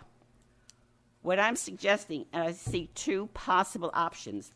The option that Paul suggested, the overlay law, take all your residential properties because you're allowing large scale solar. And again, my comments are strictly limited to large scale. You make all of them an overlay district, okay? And then you look at each site just as you do in the overlay law, where you come in and you say, okay, you're in the overlay law, but now you have to come back to the town board to get the designation, like you're doing with the Soundview property, and you have to go through all of those 8 criteria. So you're looking at each specific site. So one site might be appropriate. Let's say the Kitchewan farm, the old Hill farm. Would you consider, as Mr. Strauss said, the Unicorn property as acceptable? Because it would be allowed. Right now, if you pass this law, you could have a solar farm there. And as a planning board, yes, don't look at me in surprise, you could. Because as the planning board said, okay, right now you can do a special permit. And as a planning board member said, and the lawyers can confirm, if you meet all of those conditions in the special permit, the planning board doesn't have much of a choice to say, no, we deny you a special permit, because you've met the requirements in the special permit to get the solar permit are very, very limited. You just have to show a carbon sequestration number. You have to have the right setbacks. It's very limited. So yes, theoretically, the Soundview property could don't you shake your head. I will shake my head. I respectfully but disagree it would with be that very, very difficult. Okay. I respectfully so disagree with if that you comment. have an overlay law, then the town board, as Paul suggested, you look at each site and say, yeah, it works for this. It certainly worked for Hemlock Hill Farm when they cut down one tree. And I'll say it works for, the agricultural lands where you have unused pasture land or unused agricultural land. It makes sense. But it doesn't necessarily make sense for the strawberry one, which no one explained. That's a parcel of land along Route 6 or East Main Street between roughly from opposite on the north side of East Main, roughly opposite the old stone church, through Strawberry Road. It's this vacant land. I think it's either 19 or 21 acres. Okay, many years ago it was proposed for about 100 and almost 200 senior units. By the way, no, very few remember that. So you have two options. You do it the overlay law, and frankly, the overlay law was suggested when the solar law was being proposed. Town board just dismissed it without any discussion. It was just, we don't want to think about that. We like what we're doing. Okay, or you continue the special permit route. I'm getting very technical, but your board has to deal with the technical terms. I would just remind you to please be respectful when addressing the board, Ms. Siegel. Okay, all right. No need to raise your voice. I apologize, but it looked You're like pushing your limits. All right, I apologize for that. Okay, but you have two options.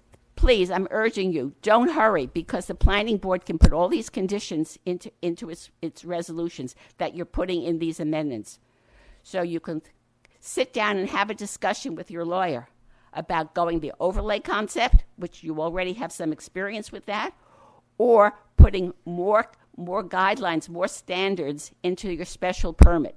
Things like evaluating the functions of trees, for example, which are not part of the requirements now and which have not been done.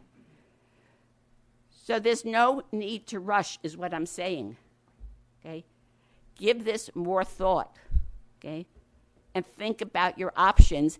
We now have more experience. We have, a year and a half experience and multiple applications. We now know a lot more than we knew when we started this process. And so maybe there's a better way to deal with large-scale solar farms. Again, let the planning board put those conditions in, because you're going to grandfather it for 36 months anyhow. So there's no rush. Thank you, Ms. Siegel. And I apologize if I was... Thank you, Ms. Siegel. Dan Strauss. Just wanted to add one more thing. I talked about the three that are they're in the works already. They're not going to change, as far as I know. That's my understanding. That's not going to change. Anything there, it's either going to go through or whatever. But I'm talking now also about if someone comes in with a piece of property that's 15 acres and it also has 1,600 trees on it, and another person comes in, there is nothing that, as I understand it, the way the law is framed, I have it in my little packet, and I read it 3 times, there is nothing that says that person, as long as he conforms or she conforms to the guidelines, make it very simple, they can do a solar farm, large-scale solar farm in a residential neighborhood. That's my understanding from how it's written right now.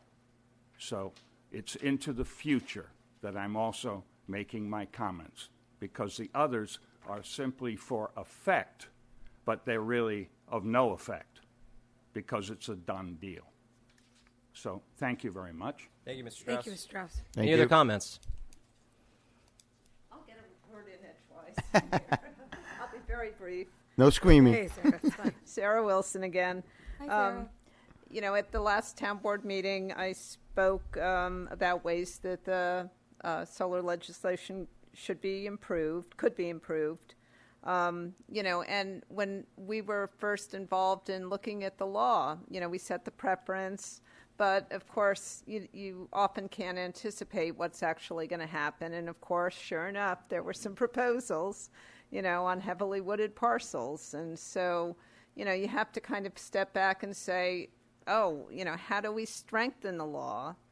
As Mr. Strauss said, we already have proposals, and we may not be able to do anything about those, but the next proposal that comes up, how do we strengthen the law so that we give priority to the farmlands and the rooftops and the, unused golf courses and all the land and, and places where we should be putting solar absolutely first.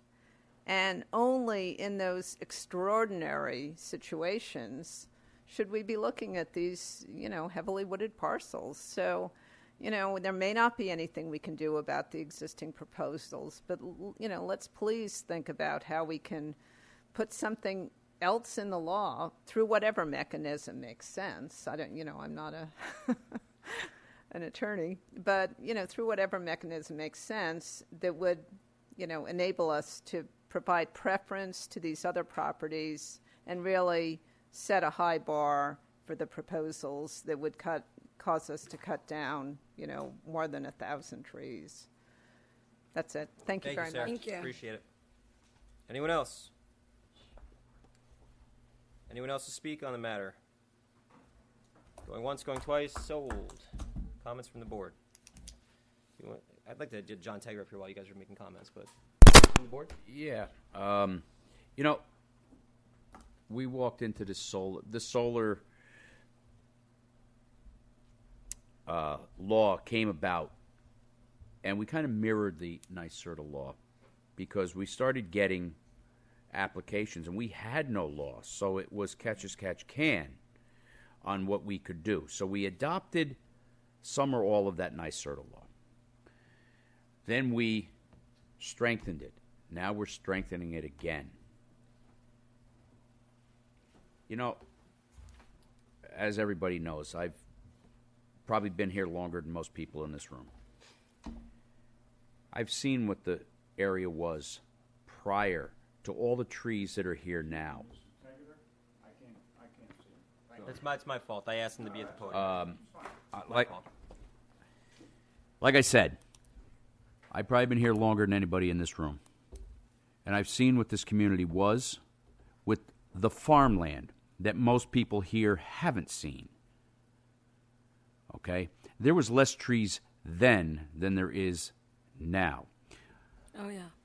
The trees that are here now, many of them planted, many of them have grown, many of them are invasive species. But when you look at Google Earth maps from the I guess it was about 1920, it showed vast areas of barren earth. Farmland, folks.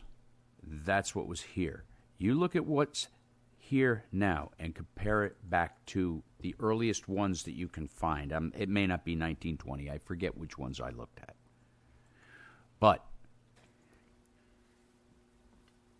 it looks like a rainforest now, and that's probably a little bit of an exaggeration to what it looked like then. You could see all the stone walls. You could see the property borders that people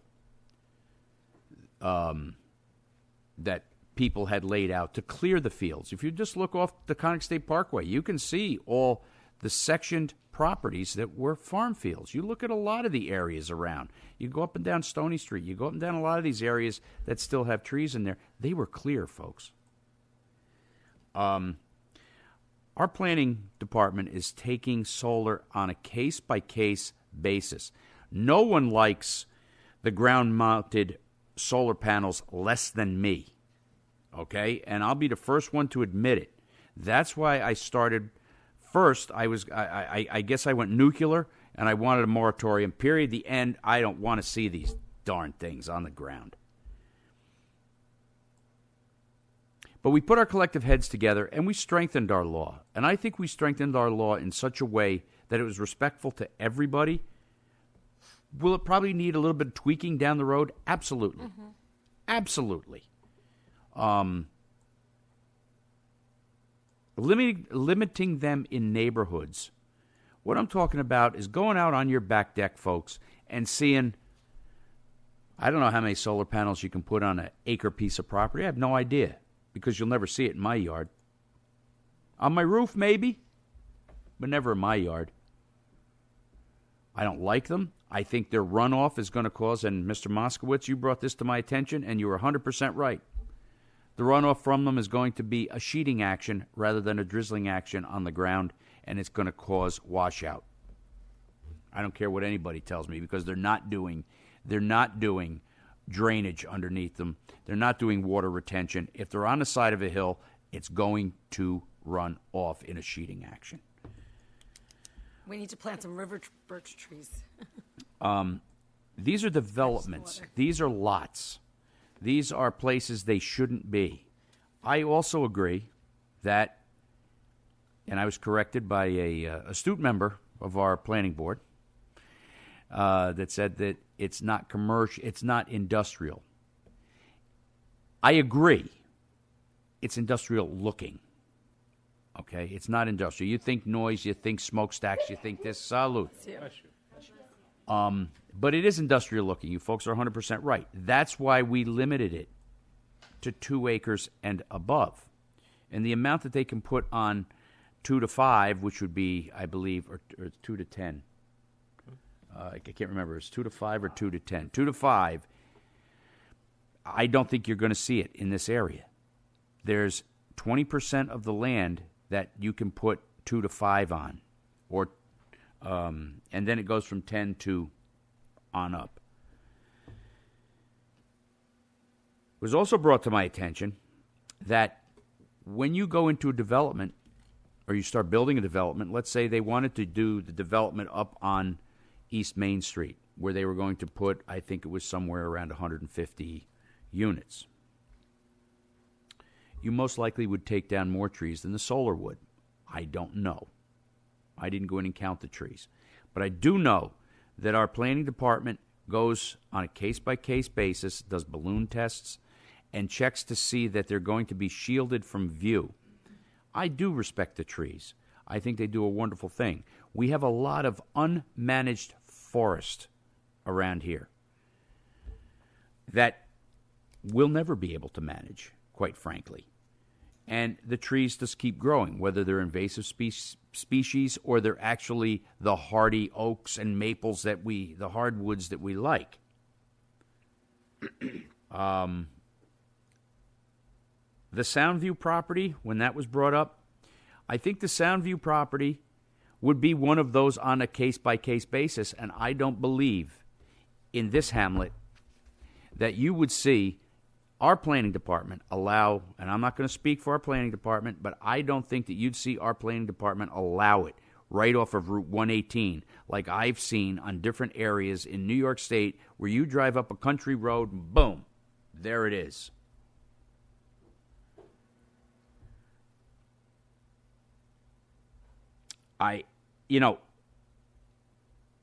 This law is a work in progress at this point. And like I said before, I think rather than going nuclear and having a full moratorium, this was a step in the right direction. I will argue that point. Can we go with a moratorium? Absolutely we can. There's ways to do it, and you have to follow the proper procedure. But I also don't believe that people that have invested a lot of time and money into this, as long as it fits in the proper criteria for what they want to do, should not be allowed to do it. If it's hidden from sight, if it doesn't create noise, it doesn't create pollution, it doesn't create our taxes to go up due to infrastructure,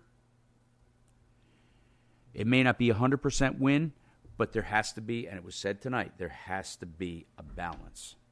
And this is what we're trying to achieve by this law. I'm rather passionate about this law. Matt probably wants to hit me in the ribs and say, yeah, you started it, Tom. But I did. And many of you know that I wanted a moratorium at first, but we put our collective heads together and we came out with something that we think was more palatable to everyone. We're not going to make everybody happy. I'd love to, but I'm not going to.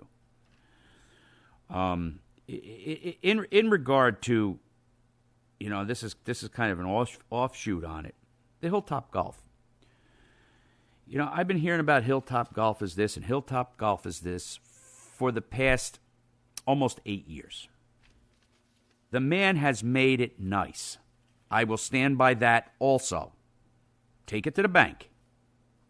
All right? Are there bushes that may have died? Yeah, but it's winter, folks. They may come back to life. The trees that he cut down along Route 6 were garbage. Absolute garbage trees. They were invasive species of I think they were tulips and the like. And there's not just 4 or 5 trees planted there. There were plantings put there according to a site plan. And there's probably somewhere between 15 and 20 trees that were planted there. Number one, to shield the used cars that were there. Now, we don't know if they're used or they're being repaired. Guess what gas stations do? Gas stations don't offend me. Maybe they offend other people. Cars don't offend me. If it was a mess like it was, that offended me. Like the new cocoa station, farm station at the intersection of Barger Street and East Main. Nobody seemed to ever complain about that. That place was a mess.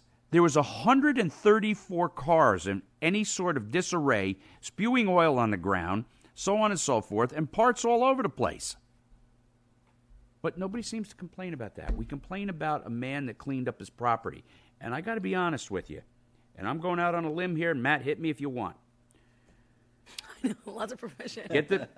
But that golf station, he's a man of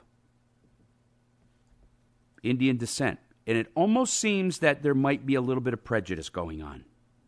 And I'm a little bit tired of it. He's done a hell of a job there. Take it to the bank. $1 million to clean up a toxic waste spill there from gas that spilled into the ground that was going into our groundwater. Can anyone here afford that? I can't. And like I say, rant is probably over at this point, but we're trying, folks. We're not going to make everybody happy. We're not going to do it. We're going to try our darndest. The planning department is going to try its darndest, and I know that the one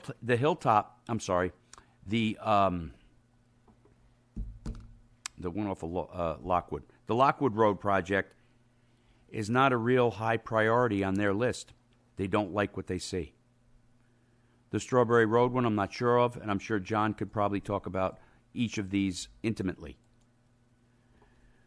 But when you come here and you talk about the trees and so on and so forth, look up the earliest aerial views of this town, and you'll see what it looked like then and what it looks like today. End of rant. I think actually that was part of a presentation when the tree law was first proposed. Correct. That we had someone from Yorktown provide those aerial photos and show the difference between the two. And I'm not mad at anybody, don't get me wrong. But like I say, we're trying to strengthen this to make this proper for all the residents of the town of Yorktown. Councilman Esposito? Yeah, so just a couple of quick things. You know, constantly this evening I heard, how nobody listens and we don't do this and we don't do that. I think the whole solar law came out from the concern that we needed more solar energy and produce more renewable energy. And the previous town board responded to that. So, the whole argument that we don't listen to this and we didn't listen to the comments and, there's always this underlying tone, and it doesn't have to be negative because we're all here trying to do the right thing for our town. You guys are trying to do the right thing. We're trying to do the right thing. Sometimes we meet in the middle. Sometimes we agree with what you're saying. Sometimes, we can't make everyone in this room and everyone listening happy about everything. Okay? Previously, we went down and there was a resident on Lake Osceola, and we helped her out by opening up a culvert. We got criticized for that. We put waders on, went in. There were snakes in the water. It was disgusting. You can look on Facebook. There's pictures. That wouldn't be and we even got criticized for that. I mean, you just can't make everybody happy. But what I do ask is for a little respect. Okay, raising your voice, trying to talk over people, nobody does that. We're all trying to get to somewhere where we can make the town better. We're all on the same page. As far as the overlay law, I don't think we could create an overlay law just for solar and demand that the applicant abide by that overlay law. Currently, the overlay district law in Yorktown on the Heights area, the way it works, is the applicant has to opt in to the overlay law. If they could, Soundview, if everybody wants to talk about Soundview doesn't have to opt into the overlay law. They could develop that property outside of the overlay law with the underlying zoning. So we could create this wonderful overlay law for solar, and then what happens when the developer comes in and says, you know what, I don't want to opt into the overlay district law. So how do we mitigate that? So I know there was a lot of words and a lot of ideas, and they're all great ideas, and we do listen. But again, it's never okay to raise your voices or talk over anybody. I'm going to defer, and if I have other comments, I'll speak later. So before we have John up. Oh, I'm sorry. One other thing. And I got to tell you, when you look at balance and when you look at what the right thing is and how I could mitigate it in my own mind and come to terms with something, you're cutting down trees. I agree with that. You can't cut down trees to put solar in because the two kind of cancel themselves out. Where is the benefit? How do we get to a point where, we say, all right, if we cut down trees, we're going to produce this much solar. Which is better or which is worse? That's not an option, right? We have to come to something that we could, and I'm agreeing with you guys because I listen.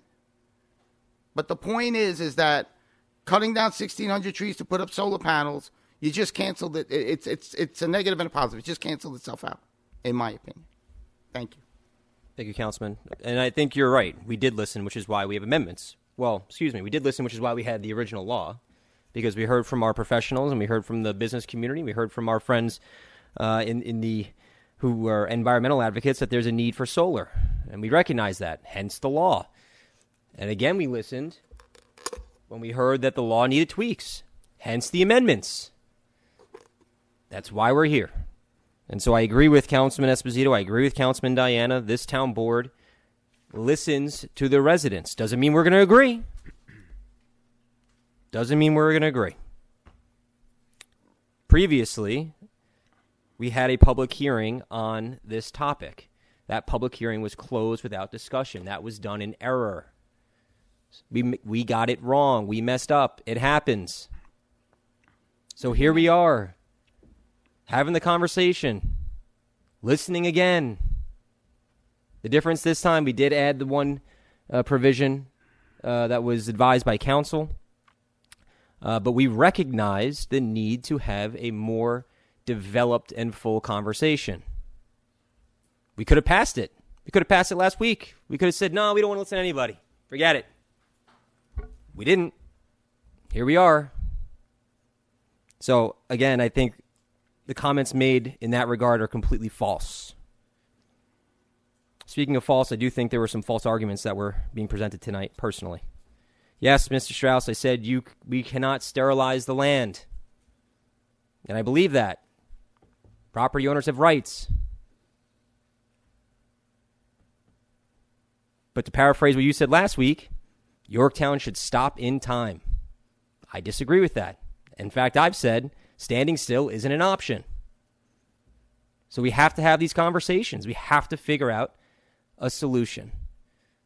We hear you on the concern regarding residential properties. That's why we've exempted a vast majority of residential properties in the town of Yorktown from large-scale solar. We heard, we acted. That's what this law does. That's what one of the amendments does. We provided greater provisions in a number of areas that Councilman Diana brought to us and that we heard from many of you. We've heard from our planning department, ways to make it stronger. That's why we're here talking about it. I do want to ask John to take the podium, though, because I have a couple of questions for John from some of the things that we heard. I just want to make a comment based on what the board is echoing.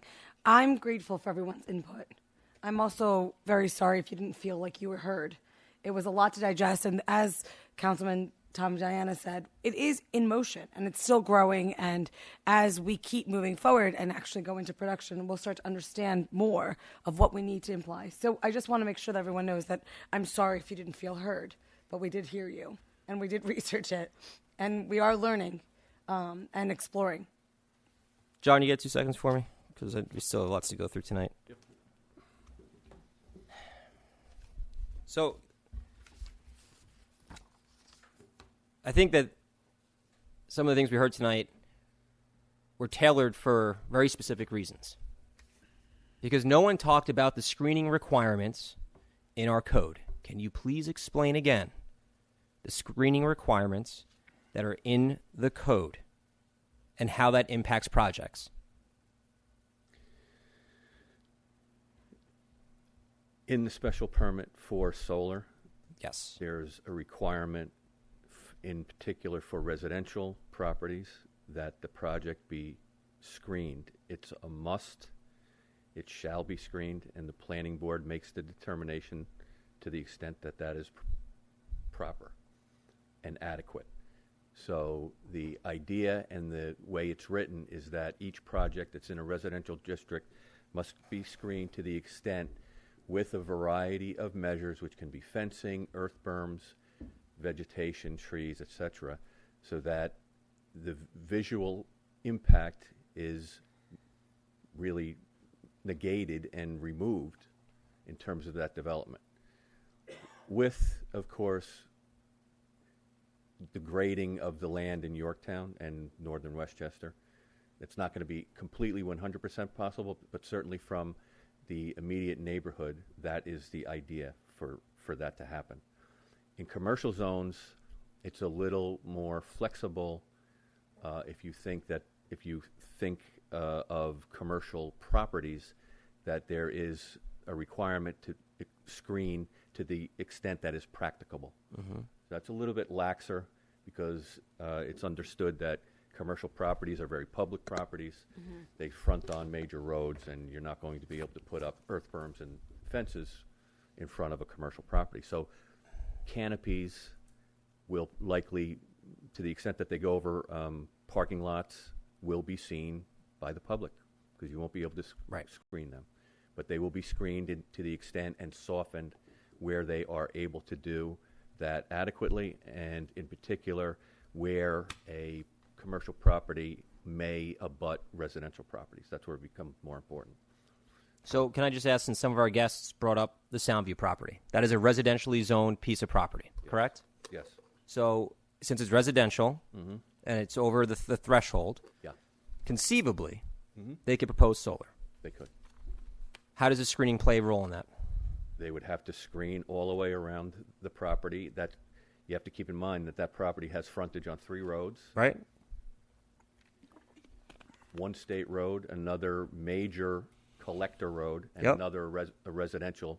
And if they street. prove to be unable to screen, If they prove to be unable to screen, the planning board would not approve it. And I will give you an example that has happened already, which is on please a give it. on a commercial property, which is, I know it as the Schrobuck Plaza. It's where Novecento is. Novecento restaurant is. They came in with a canopy project, and at first, all of the canopies were in the front parking lot, and the planning board worked with them to move them to the side and the rear.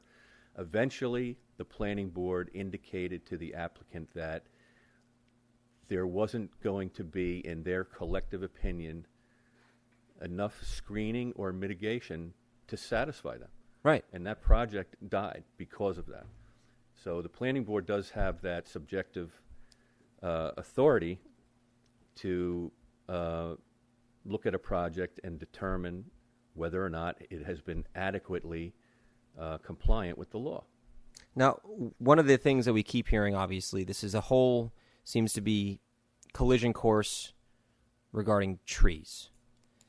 If the town board, in your opinion, how should the town board, if the town board desired to, address the tree situation? Would it be in this law? Would it be in another law? Is there another law that we currently have that manages trees in our town? And if so, does that law apply to the solar law? That's a trick question, right? You would think. It's a layer cake. There is another law. It's called the tree law. It's Chapter 270. Yeah. That's a very strong law. When that was written and it was written several times. I'll do a little very brief history. Several times it was written with a lot of angst on both sides of the aisle in terms of how far to go with trees and what will completely chill development. It is a very strong law, in my opinion. And does that law apply to the solar law? That law applies not only to solar project, it applies to a solar project that would die and become another project. It applies to all residential developments. It applies to all commercial developments. It applies to everything, every property in town, to anything that you wish to do with the trees that you own on your property. That law applies. So how is it being applied in the case of solar? The applicant has to make application for a tree permit and has to go through all of the requirements that are contained within the tree law. So they have to produce mitigation. They have to look at the function of the trees, habitat, so on and so forth. Everything that trees do provide. I think that in the case of solar, actually, in the case of all developments, solar and residential and commercial, where you're taking trees down, that law applies as strongly in any one of those development scenarios as it does in the solar law. So whether I'm building a single-family residential development or I'm building solar, the tree law applies to both. That is correct. There's embed, and I do want to say, because it was brought up a little bit, I do want to say that in the solar law there is a requirement to do a calculation that's well known in the industry to understand the value of trees as they relate to carbon sequestration and how much carbon is supplanted by having that same amount in area of solar electrical generation. So in other words, if you're generating 1 megawatt, you're not using coal to produce that power. Yep. That coal produces so much carbon. The trees on that same footprint never equal that. You need 10 to 20 times the amount of trees to remove that same amount of carbon. That's been holding true in the calculations that we're getting. So that on balance, using the term balance, is balancing out in favor of doing solar. And when I say in favor of it, I mean in the broader sense of where we are in the world and in the nation today, and even in the state, where there is high desire to do solar project, alternative energy projects. We are daily, or at least weekly, seeing reports coming from national organizations and international organizations saying that we are in a tipping point. And so I think the state has recognized that and set some goals. The town saw what was happening and created this law to regulate them so it wasn't unregulated. Larger solar projects, fairly large ones, the town doesn't even get to look at. The state does that. Right. So you can have a very large project, let's say the mall goes belly up, that entire thing could become a solar farm, and given the size, I would guess that it'd be close to where we wouldn't even be able to look at the plans. It would be regulated by the state and the state alone. So, when you talk about balance, I think that the need for solar is very great. Talk about taking down trees, the fact that this modification to the law removes the ability for 80% of the properties in Yorktown to have solar on them. Residential. That the amount of trees that may be taken down in these several instances across the town, as Tom has indicated, is on balance less detrimental. Less detrimental than it seems in terms of some of these very emotional comments that we're hearing. So I think from a practical standpoint, there is a balance, and maybe even the 80% gives you an imbalance from the other direction, that we are saving a lot of properties that won't be able to avail themselves of cleaner energy for themselves, for their own families, or for somewhat larger ones. So, can you?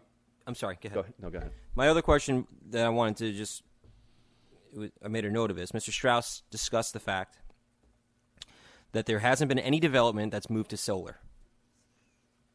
Now, we had a development that came through on the south side of town that proposed, I believe it was 65 units of senior living. Is that correct? 72. 72. Mm-hmm. And what happened to that development? That has a long history. It did not go forward. It did receive a rezone, so it did receive an approval from the town board, so it was moving forward. It never really got to the planning board. You know, the developer had a host of issues. Anyway, the resurrection of that project recently came back in conceptual form as either the 72 units or somewhat less, or a solar farm.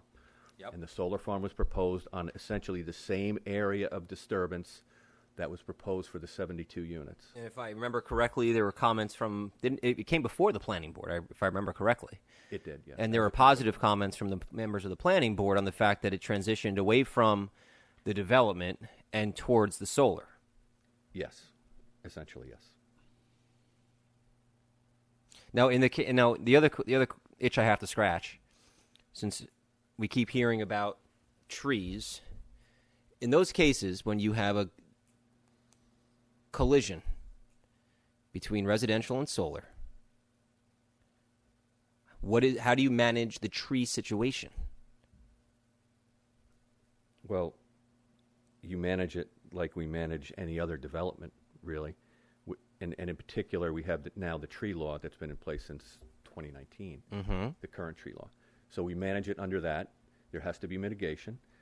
We try to help design the development in a way that preserves as many trees area as is possible, and you move forward like that. That was done. The Foothill project, for instance, is using it's 30 acres. It's using 16 or 15, something like that. So half of that property is remaining as a. Was there ever a proposal for that area? Was there a proposal for that property other than solar?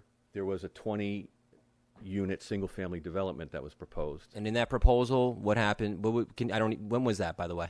2007. 2007? Around there, yeah. And do you recall, so the footprint we're talking right now is 15 acres. What was the footprint of the 20-unit subdivision? Well, this conventional subdivision, which was following the zoning, minimum lot size, was using up most of the 30 acres. I would say 20-something. So it was on both sides of the Mohegan Outlet Stream. Yep. It had 2 roads, 20 units, and the comparison that we asked the Foothill solar developer to do showed that the disturbance for that was greater than for the solar development.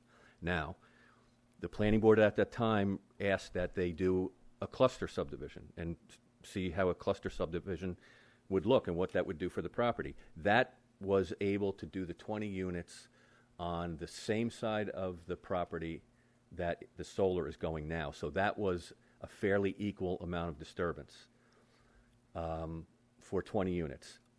The clustering, as you know, has to be authorized by the town board in order for the planning board to use those flexible standards.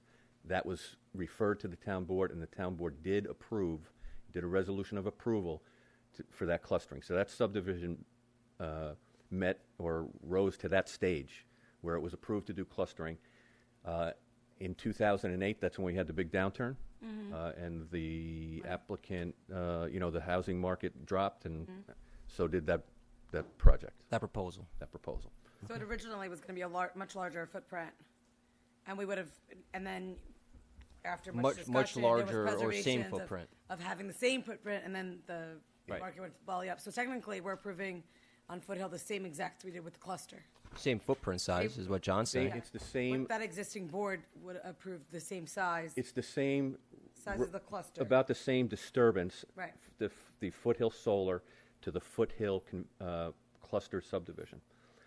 I will tell you that in terms of actual tree removal, there may be somewhat less trees, but not a significant amount that would be removed under the cluster, because you can, in between certain lots, you can keep some trees, things like that. When you get to a cluster, those lots get smaller. It gets much more difficult to do that.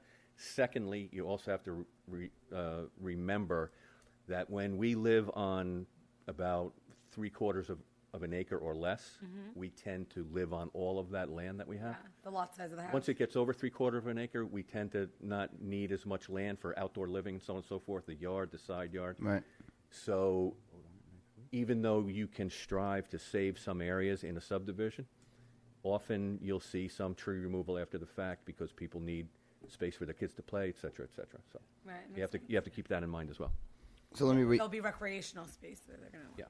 So just let me recap on a couple of things, right? So initially, you said that there's an industry standard calculation that compares the benefit of solar panels to the removal of trees in order to put those solar panels in. Yes.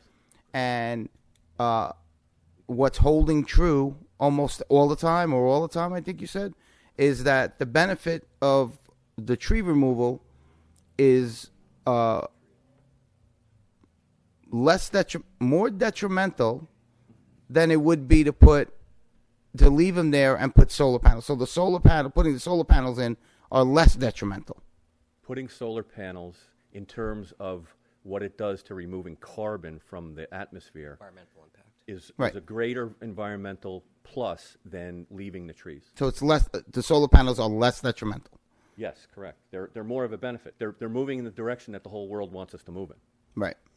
In that regard only. Right. And as far as a property like the Soundview, there are various regulations or standards that we have that safety measures, safety measures that would possibly prevent the development of a large scale solar there. And the planning board does look at these things. Of course. I'm not surprised. Yeah, that was a facetious statement. Yeah. So, okay, thank you. Yeah. Anything more you want to add? I could go through some things, but I don't think it will Adam, anything from you? change too much. I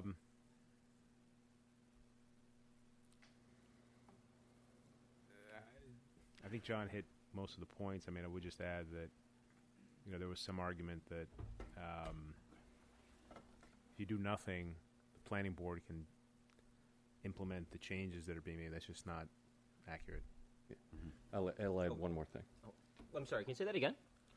If you did nothing, the argument was that if you did nothing, the planning board could have, on its own accord, implement the changes that you made.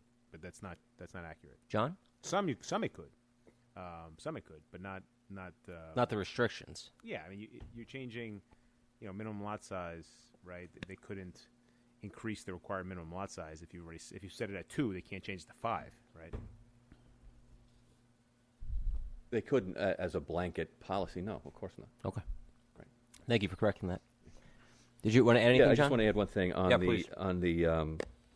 Looking at farms, looking at commercial and so forth.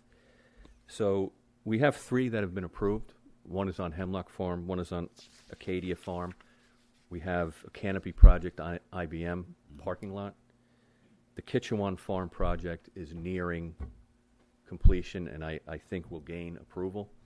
And so I think, again, on balance, that the town's desire to prefer farm land and commercial land is actually has happened, and it's moving forward in that regard.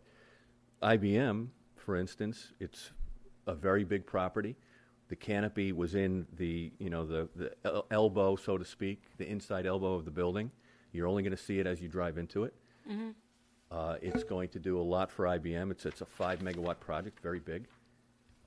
It went through very easily because of its very low impact. Right. And that's a reflection of the prioritization that we have. It's the reflection of the prioritization, which exactly. is what Sarah Wilson right. had brought up. So, on balance, or so we do listen, or on contrary to that, the foothill has been hanging around for 4 years, and we are going through every stick and we're picking up every part of the rug that we can. Looking at that, we're looking at the heat generation. We've looked at the reflectance We've looked at, of course, noise even.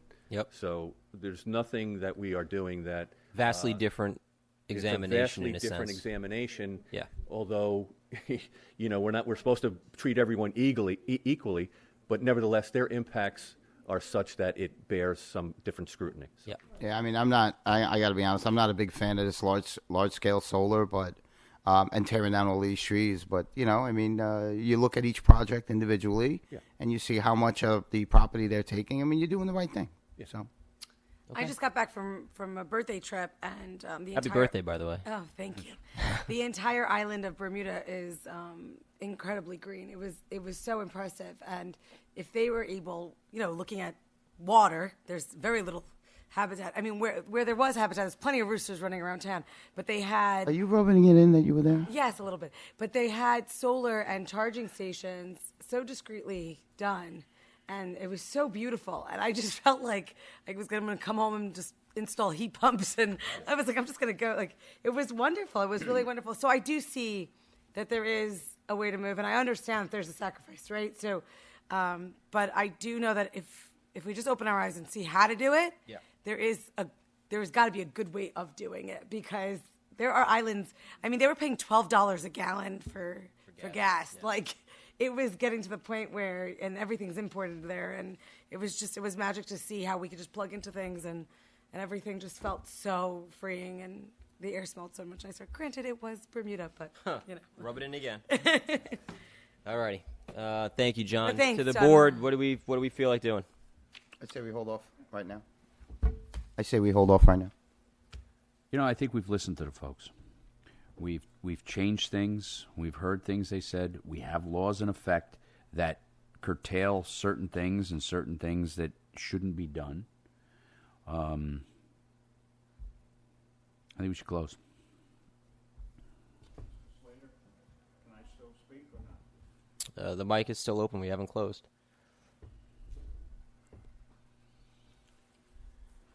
I don't always make myself clear. I think solar is terrific in certain situations. I think if you read in the paper about the need for housing, I read more about the need for housing than I do about the need for solar, but maybe I don't read the right things. I read about the need for housing. And in fact, what you, as a town board, and maybe you, Mr. Slater, fought was the accessory apartments and the railroad, which I still don't quite understand how that impacted. I thought that you had mentioned that some of the... stops. For us, it would be bus stops. Okay. Dwellings. As far as I'm concerned, here in this area, there's more talk about need for housing.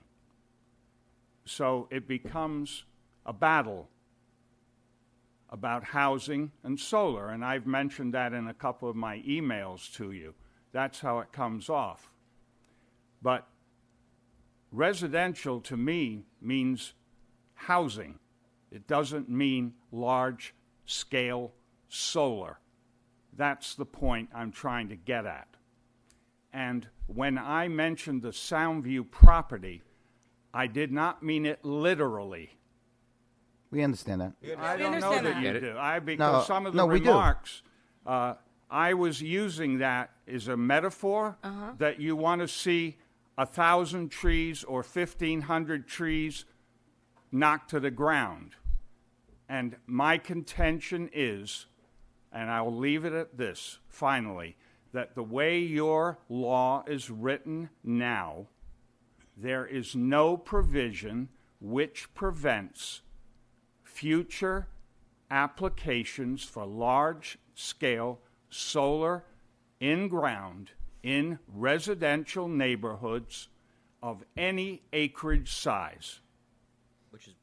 That is my understanding, and I'm not going to go back. If I have been disrespectful in the way I've been talking, then I apologize. I don't think I have. Those comments weren't and directed to I'm Mr. really not that emotional about it. No, but Mr. Strauss, I'm really not that emotional. So, to Mr. Diana, I don't know who owns that place. And I do not know anything about any of the ownership of anything in Shrub Oak.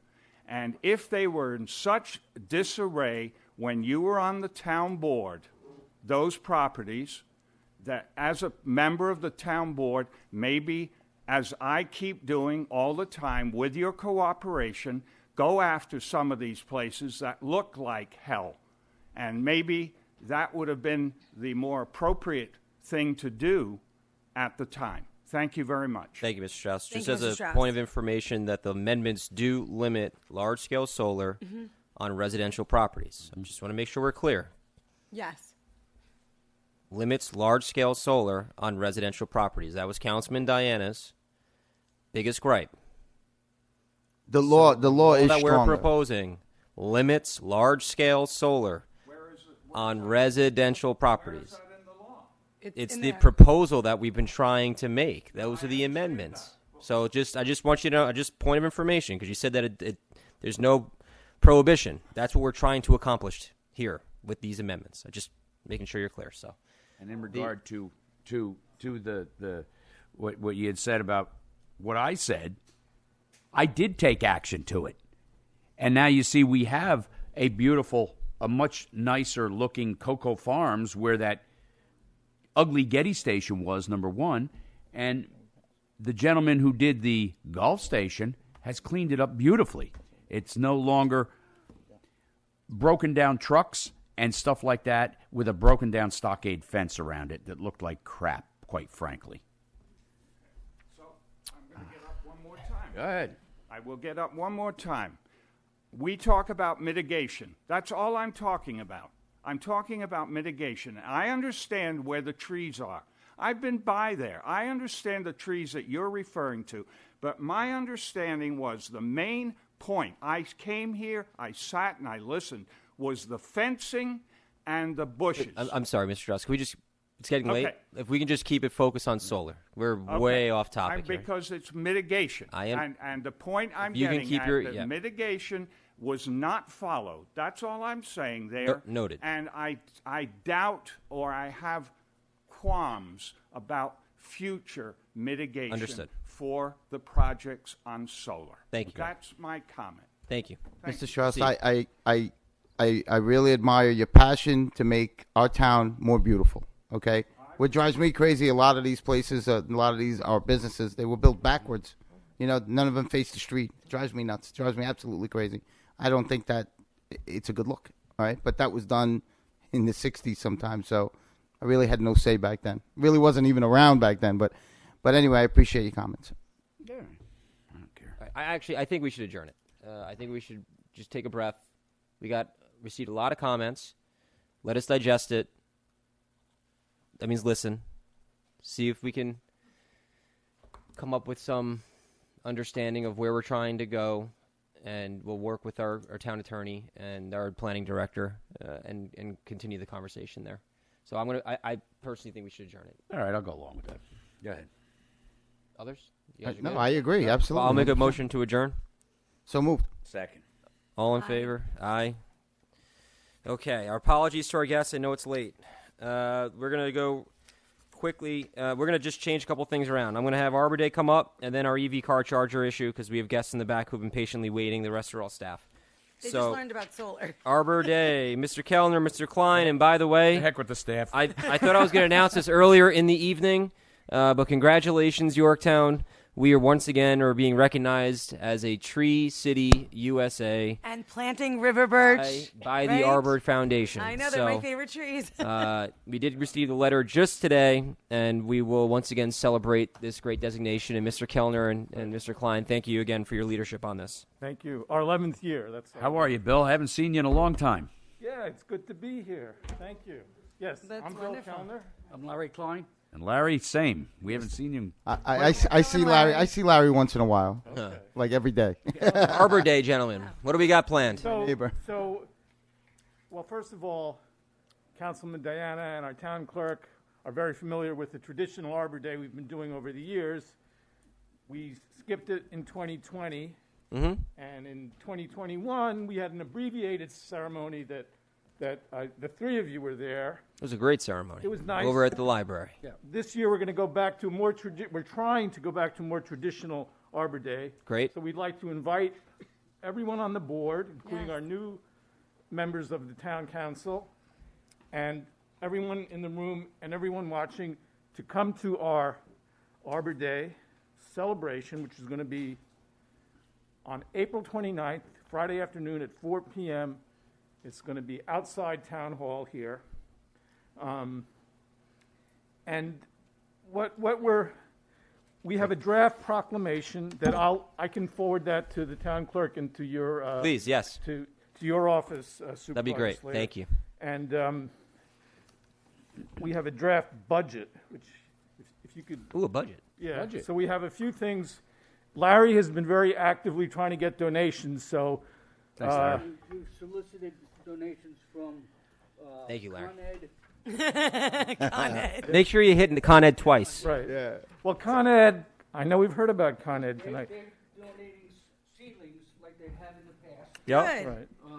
And they've indicated to us that they're going to contribute to the purchase of the tree for Arbor Day.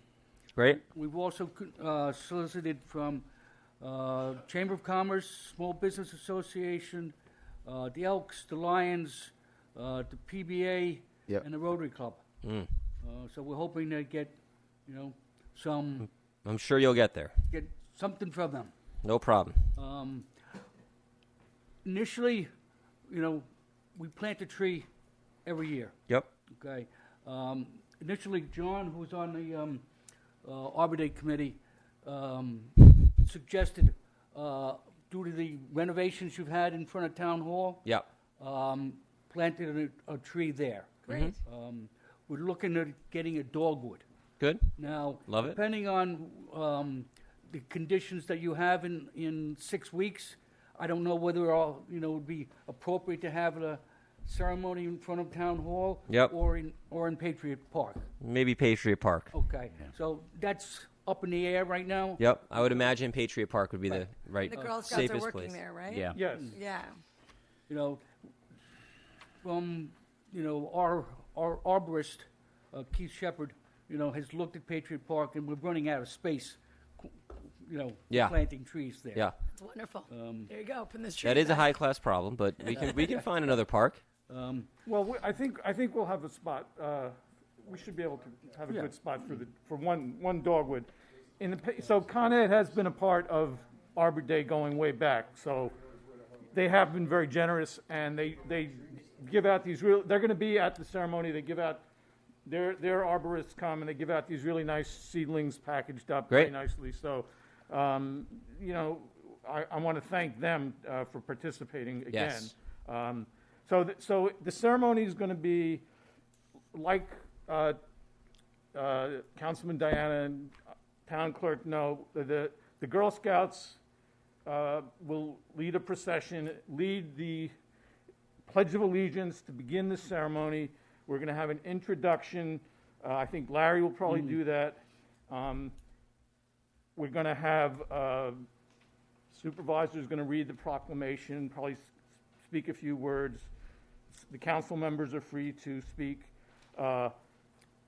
We're getting a new Tree City USA highway sign. I just, if I would love to come, but do I get to stand next to Larry? Because that's the only condition I have. I think stand next to my man. He's my neighbor. I love Larry. I'll have to talk to Larry. I wanted to stand next to Larry.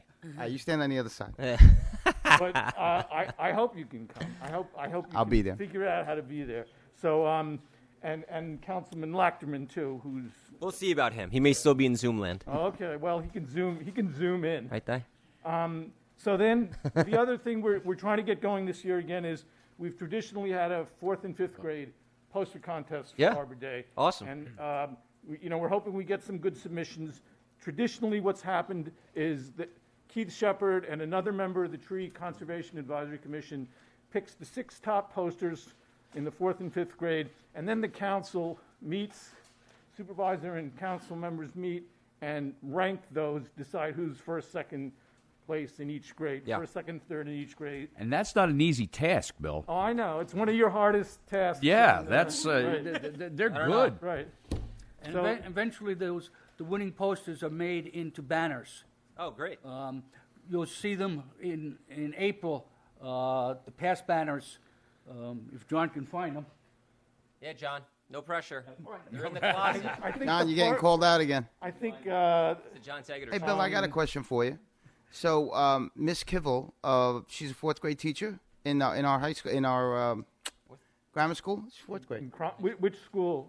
She's in Crampon. Okay, good. And so my kids had her. She calls her class Kivelland. It's fantastic. She's Okay. really a great, wonderful teacher. She has reached out to me, and she has a group of the kids.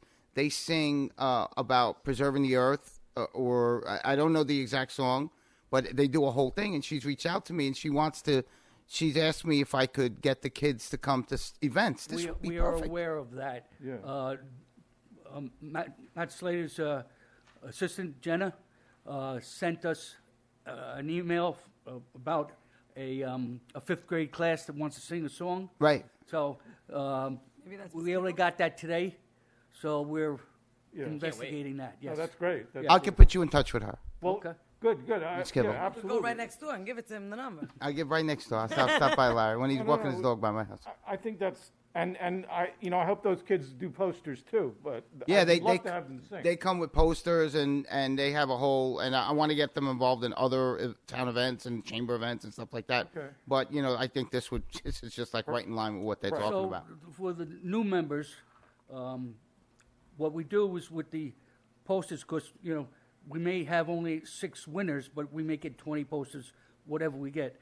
We post them in the town hall for people to look at, and then ultimately they go to the town court. They've been in the courthouse after they come out of town hall. It's great. So that's what we're hoping to do that again. So and then we'll announce the poster contest winners that you guys have selected, and then we're going to do the ceremonial tree planting. The Girl Scouts will assist in that, and the town board and town clerk will assist as well, and we'll have some refreshments, and we'll tell people to pick up some seedlings from Con Ed, and that's basically it. Which the whole thing takes about an hour or so. So There's 4 to 5. There's also be an Arbor Day Foundation proclamation. Yes. Which one of the members of the tree commission would read? Great. Oh, you mean the Tree City? Tree City, Yeah, yeah. Yes, that's right. We got the We'll go letter over today, that. so. So that's about it. So just keep April 29th on your calendar, late in the afternoon. Got it. We're going to hope it's a really nice day. Yeah. We want to Excellent. be outside. Excellent. And, Maple leaf cookies? yes, we're going to get the from the Yorktown pastry shop. He does special cookies for Arbor Day, so that's what Fantastic. We're looking Excellent. Mm-hmm. We're looking forward to it. Thank you So very much. hopefully you like the budget and we can spend that money out of the T80. I'm going to say yes, but let me check with Pat Caparel tomorrow morning. Okay. All right? Thank you. Just to make sure. Thank you very much. Thank you both. Appreciate it. Gentlemen. Thank you. All right, next we're going to jump ahead. EV car charger legislation. Kristen Motel, John Tegeter. I offer our sincere apologies. I know my wife's texting me, asking me how come I'm not home yet. So. Oh, they don't My mind. husband is not. Oh, really? No, he's Oh, not. mine is. I saw her enough. She asked me if I was okay. Thank you. You guys didn't mind waiting around, right? This is pretty exhilarating yeah. stuff. We we're owe you a talking cup of about here. coffee. And Where do you live? I just want to make this I very live in clear. North Salem. My son's Oh. 2. He can't text, so 25. he's Oh, you're hopefully good. still asleep. Hopefully he's leaving. I hope my 3-year-old's doing the same thing. Okay, take it away. And again, our apologies for the late hour. No reason to apologize. Good evening, Kristen Motel from Cuddy and Fader here with Sam Lee from Volta. Hey, Sam. Hi, Sam. Thanks for coming back. Good to see you all again. I also want to thank John Tegeter. We've been working over the last several weeks to develop and perfect amendments that are proposed in the code for the EV charging stations. And I'll let John explain and present a little bit more to you. The long and the short of it is I sent some draft language to John. He took a look at it and said, I think there's some other things that we should rope in and address here, some other changes that make sense at this time since we're going to make these amendments. That includes addressing gas pumps and other digital signage within the town. We did add definitions for EV charging and the electronic visual output device, which is essentially the screen that's going to be on the units. There's exemptions and carve-outs from the illumination provisions, digital off-site advertising provisions, as well as a few limiting factors that we've discussed regarding total screen size, height, auto-dimming, and refresh rates for the content. I know there were some comments last time about the advertising content itself. Yep. And given the detailed nature of First Amendment and controlling content, what we had discussed was this will require a site plan amendment from the planning board or from the planning board to amend the site plan for those plazas to contemplate this, as well as the master sign agreements, and that sort of thing can be discussed at that time. I think the Mall's town board, and then, think so, and then too. the Staples Plaza would be planning board. Correct. So. Okay, so we'd be able to ask those questions. So, John, I don't know if you have any other things you want to add right now. We're happy to answer any questions about the language that's proposed, and hopefully there can be a referral to the planning board and to county planning this evening so we could start the clock and get the process moving with them as well. John? Thank you. So I'll just quickly summarize. We're roping in the gas station signs. In other words, the little TVs and so forth. Mm-hmm. Yep. That wasn't addressed in our sign. And that's also town board approval. And that's also a town board approval. Right. So the idea here, in very briefly, is that these signs, these output devices on a fuel pump or an electric charging apparatus will be exempt from the regulations of the sign law, and you will capture it within the site planning that you do as normal course.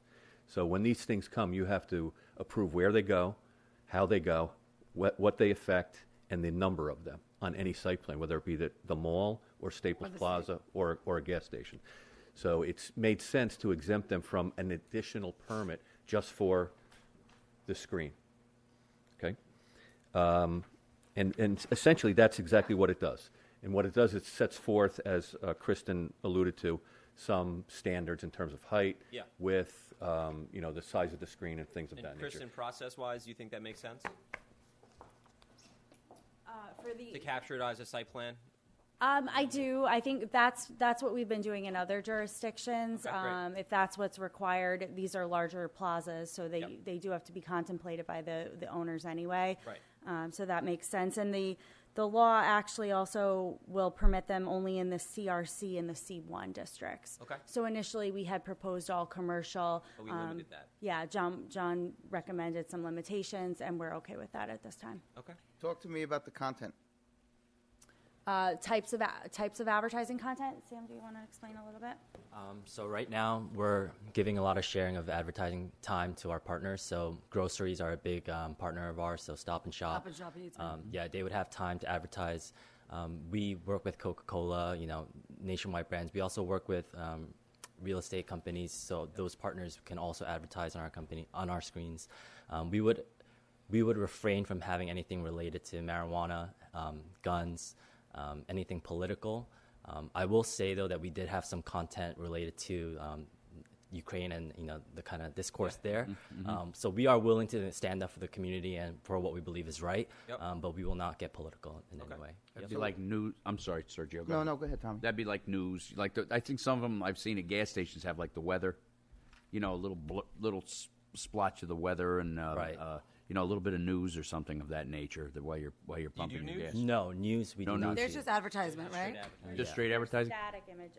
Okay. Exactly. Question I do have is that if one of these chargers is in a residential area, like sometimes you have a gas station and then houses.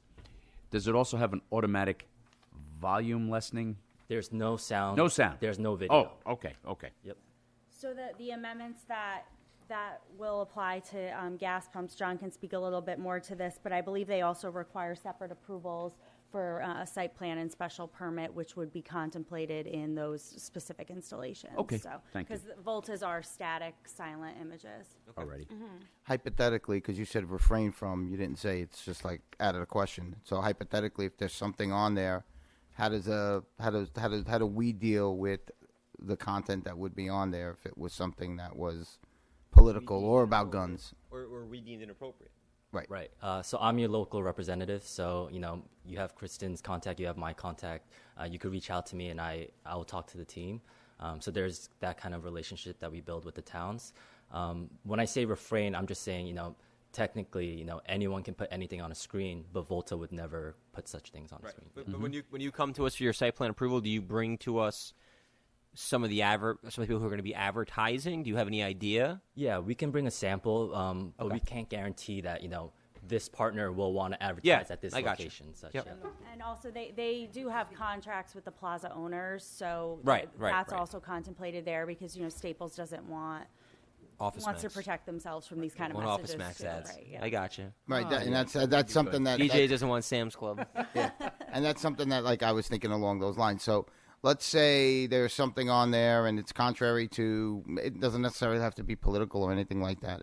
It's negatively impacting some businesses in our town because it's advertising for something else or somewhere else, and we call you and we say you really need to take that down. What's the turnaround time? If I'm being completely honest, Yeah, I don't know that Volta would be able to comply with such a request. When you say it negatively impacts some of the local businesses, what would you? I don't know. I'm just saying if there was something hypothetically, right? That's something what would that be the turnaround time when we say, hey, you know what, it's got to come off. Right. If I get a phone call or an email, obviously I'll be working on that immediately. For turnaround time, I would have to get my legal team involved. They are West Coast based, and they are working a few hours behind us, so there might be a little bit of time difference. They might need a few days to review and see how we can progress, but we wouldn't be ignoring your calls for like 2 months and not get back to you. But potentially you could tell us no. That's correct. I have a great question. What about if we want to advertise like EMT week or something like that? Are we able to like submit you the, thank you to Yorktown's EMT or EMS services or to whatever we want to celebrate? Are we able to submit that to you so that it does show up on the ones that are local and just in our zip? Yeah, exactly. So, those are the things that we're excited to work with towns and build local relationships. During the pandemic, we've actually had messaging for public health and, anything related to that matter. So we've done it in the past. We look forward to continue to doing that. So that's something we can offer. And that's another question I have as well. If we submit it, because we do want to get this Volta involved, Volta meets Yorktown, Yorktown meets Volta, and we do want to put Arbor Day and things of importance to us, is that something that we would have a fee, would go out to us, or is that something that you guys do just as part of the package, or what? I mean, we could get you the JPEG or whatever you need. I'm making this up because I have no idea when it comes to IT stuff. I look to Sergio. But I'm saying in the imaging and in the whatever, the digital print of it, what would it, when we have our feasts or whatever, what would that cost us? So are you asking if our marketing team would be able to come up with something? No. If we came up with the If you sent us all the information. Do we pay? Or is it free? Is there a charge that's for town Right. sponsored? As far as I'm aware, we do not charge, but I think it really depends on how much you're asking us to display town messaging on our screens, right? So if you're asking for the screens to display it for a whole day, I don't think Volta would be able to offer that for free. Well, you mean like a static all day? No, but what if it was in rotation of the 20 slides that get... Right. Okay. So my understanding is that we do offer that service for free, but, as I'd like to reiterate, we would have we'll to... talk to your attorney. Exactly. We would have to... I'd like to have a little more detail on that. We are not asking you to have one static PowerPoint slide. That would be contrary to the DOT and all sorts of other laws. They have to be PowerPoint style. They can't have moving parts, and they have to shift at 8-second intervals or less, right? So or more. But for something, I don't know if ShopRite is one of your... Stop and Shop. Well, Stop and Shop is, but I'm saying we have other grocery stores that are, Councilman Ed Lackerman's not on right now, but I'll have him talk about it, on the Tuesday that we do come back. But he's working with them and donating to our food pantries. And that would be something that, like, if we did it with Stop and Shop, they're not only your sponsor, but they're also doing something wonderful for our community. So I would love those things to be displayed. Right. So we would have to bring in Stop and Shop and kind of have a larger conversation with them. That might be, a more arduous task. So we would have to talk about that, and I can't make any promises right now. No, of course not. But if they would be willing to, and we would love to do that for the town. Okay. Yeah. Awesome. Just give me some details on all that stuff. I'd really like to have it flushed out. Sure. Thank Okay. you. I think we can actually refer this out tonight and set a public hearing. That's a great idea. Are you comfortable doing that without getting that information? I think I'm comfortable doing it. Yeah, because I think we can work on this stuff after. I think that's also We're not something going anywhere. Yeah. I think that's also something we work on after. So, I'll make a motion to refer out to all agencies and have the town clerk set the public hearing. Do you have a date in mind? 419. And we'll set the public hearing for April 19th. So Make a moved. motion. So we got a second. Tommy's going to second. Yep. All in favor? Aye. Aye. Opposed? Nope. All right. They're off and running. And thank you for all. staying with us. Thank you. And again, my apologies for the late night. That's okay. Okay. So we'll go to staff. Thank you. Let's start with Dan Ciarcia, John Tegeter. Give us an update on the town hall remediation project, please. Gentlemen.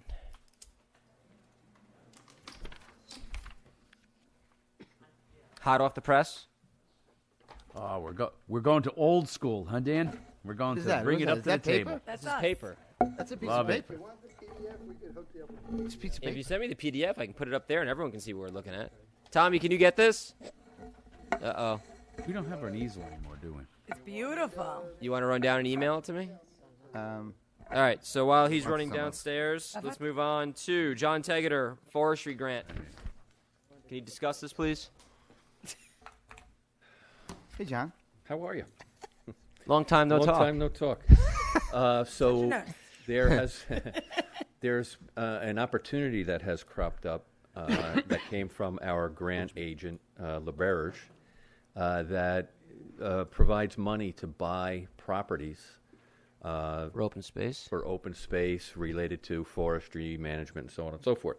Right. So that you may recognize this when I say there is a piece of property up off Stony Street, kind of surrounded by a lot of open space, Granite Knolls Parks, Sylvan Glen, etc. We call it the Donut Hole because it's surrounded by all that great land. Don't we call them power rings? Don't we call them power rings? Please. And it's about 18 acres owned by the Boniel family. Again, had a past development proposal history, high on the Open Space Committee's list for acquisition. And so we sent that up to LeBerge to see if they thought that would be a good one. They did. So we want to move forward with that to get any amount of money we can to help purchase the property. It's been discussed for purchase. And right now it's just a heavily wooded area. Number of times. It's a wooded area. Yeah, it's also adjacent to. In fact, part of the Algonquin gas line goes through the northwest corner of it. So, John, where's that? What is that opposite? That is an opposite like Judy Road, is I it? got you. No, it's Quarry. Yep. Quarry Drive. Yep. You get to it from Quarry Drive, so you can. Oh, it's in the back. It's in the back Okay. behind Quarry Drive on the Gotcha. western portion of Quarry Drive. It was planned at the same time Quarry Drive was, but it was kind of another phase. Right. And we got a piece of parkland between the two. Right. It's an interesting history to it. But Boniello did Quarry, didn't they? Yes. Yeah. So how much is the grant for? It just like. Well, we're going to get an 10 appraisal. million? We're going to get 20 a, million? No. No. What's the max that you I can know. get for the grant? The Here, max- I'm trying to get it up here, but it's not working. I think there's $1 million available. Not a heck of a lot. Okay. So, but our grant folks think that Yeah, we're yeah. competitive with this one. So Can't get it to go to All the right. screen. I can't get it up there. Ew. It's closing now. Maybe I can reboot it.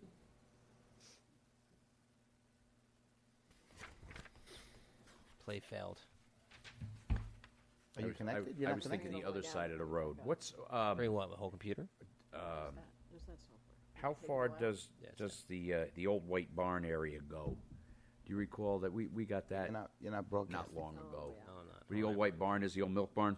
Up Right in off the Stony? yeah. You and I have gone up there plenty of times. yeah, I forget how far that, but that goes deep. yeah. Yeah.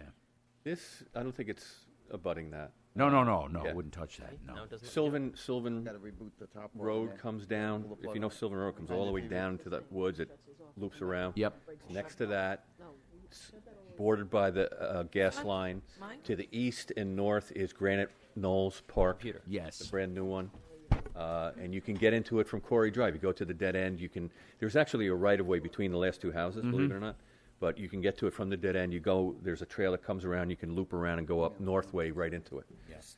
So. Just restarted my computer and on my other phone. All right, well, so the board needs to pass a resolution in order to proceed. What's the deadline on the grant application? April 11th.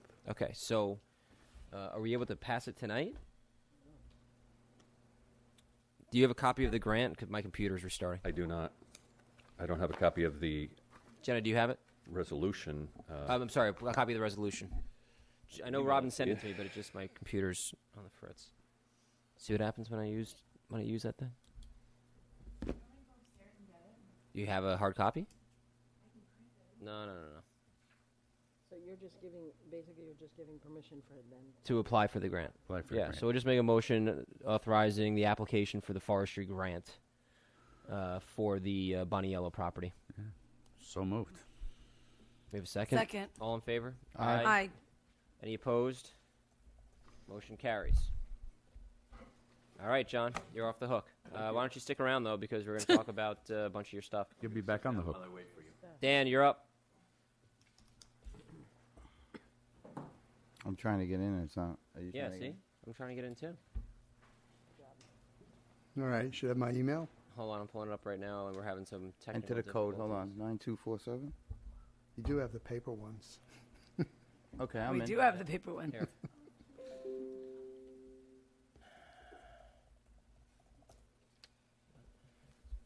Dan, you know what I was thinking? Tomorrow, maybe give Parks or somebody a call. Have them take down the orange Want me fence to in the get front out? there by the. Oh, yeah. Yeah, that can Try to go. get in? You know, that doesn't. When I saw that tonight. It's I said, working. All right. It's not stopping anything. There's nothing I'll going just on. I'll there. grab my wire clippers.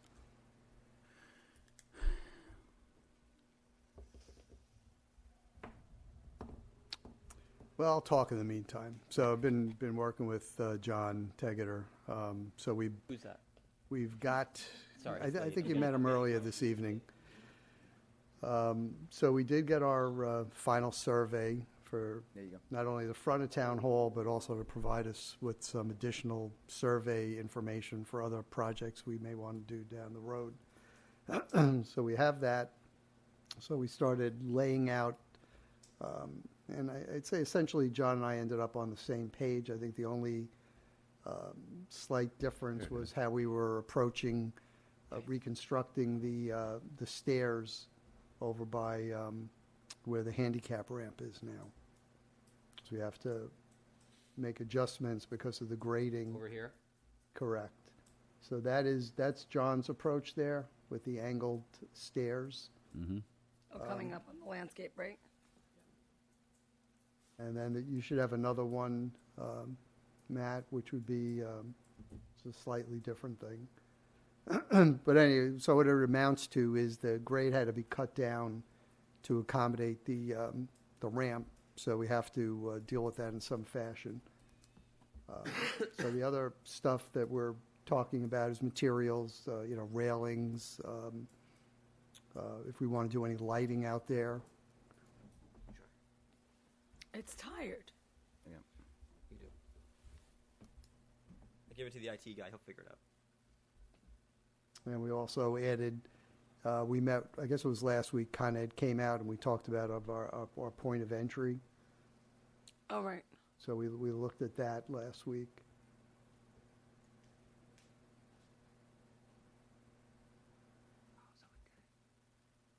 Did you shut it out? I see. Is that the gas line just a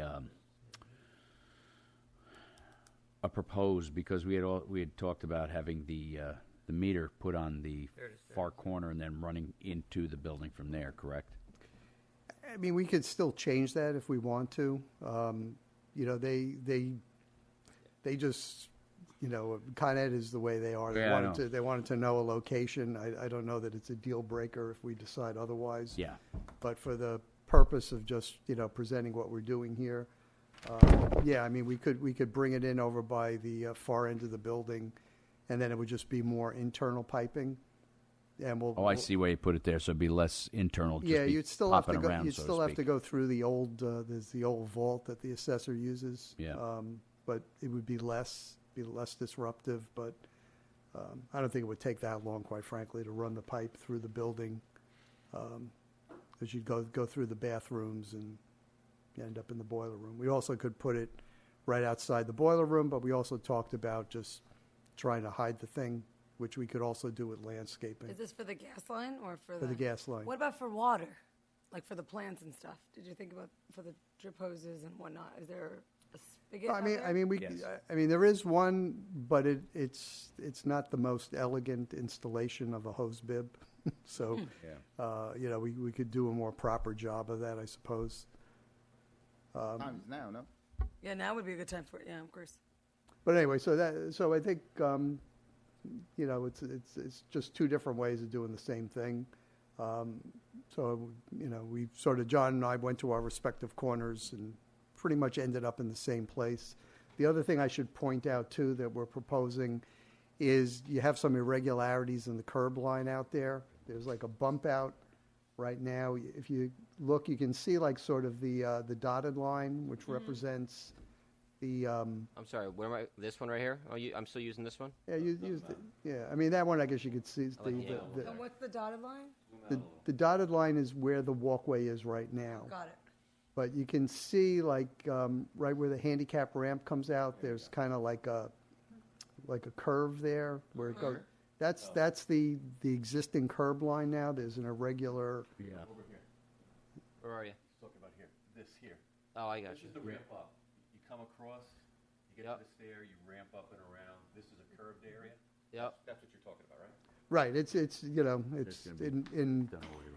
not the best solution. I mean, it looks weird. Plus, the guys who plow the snow hate it. So that's Okay. No, but I thought we were eliminating that. yeah, it is. Yeah, that's what So the shaded area is the new sidewalk location. Oh, I got you. But we're just showing where it used to be. The Yeah. same thing sort of happens if you pan over a little to the right.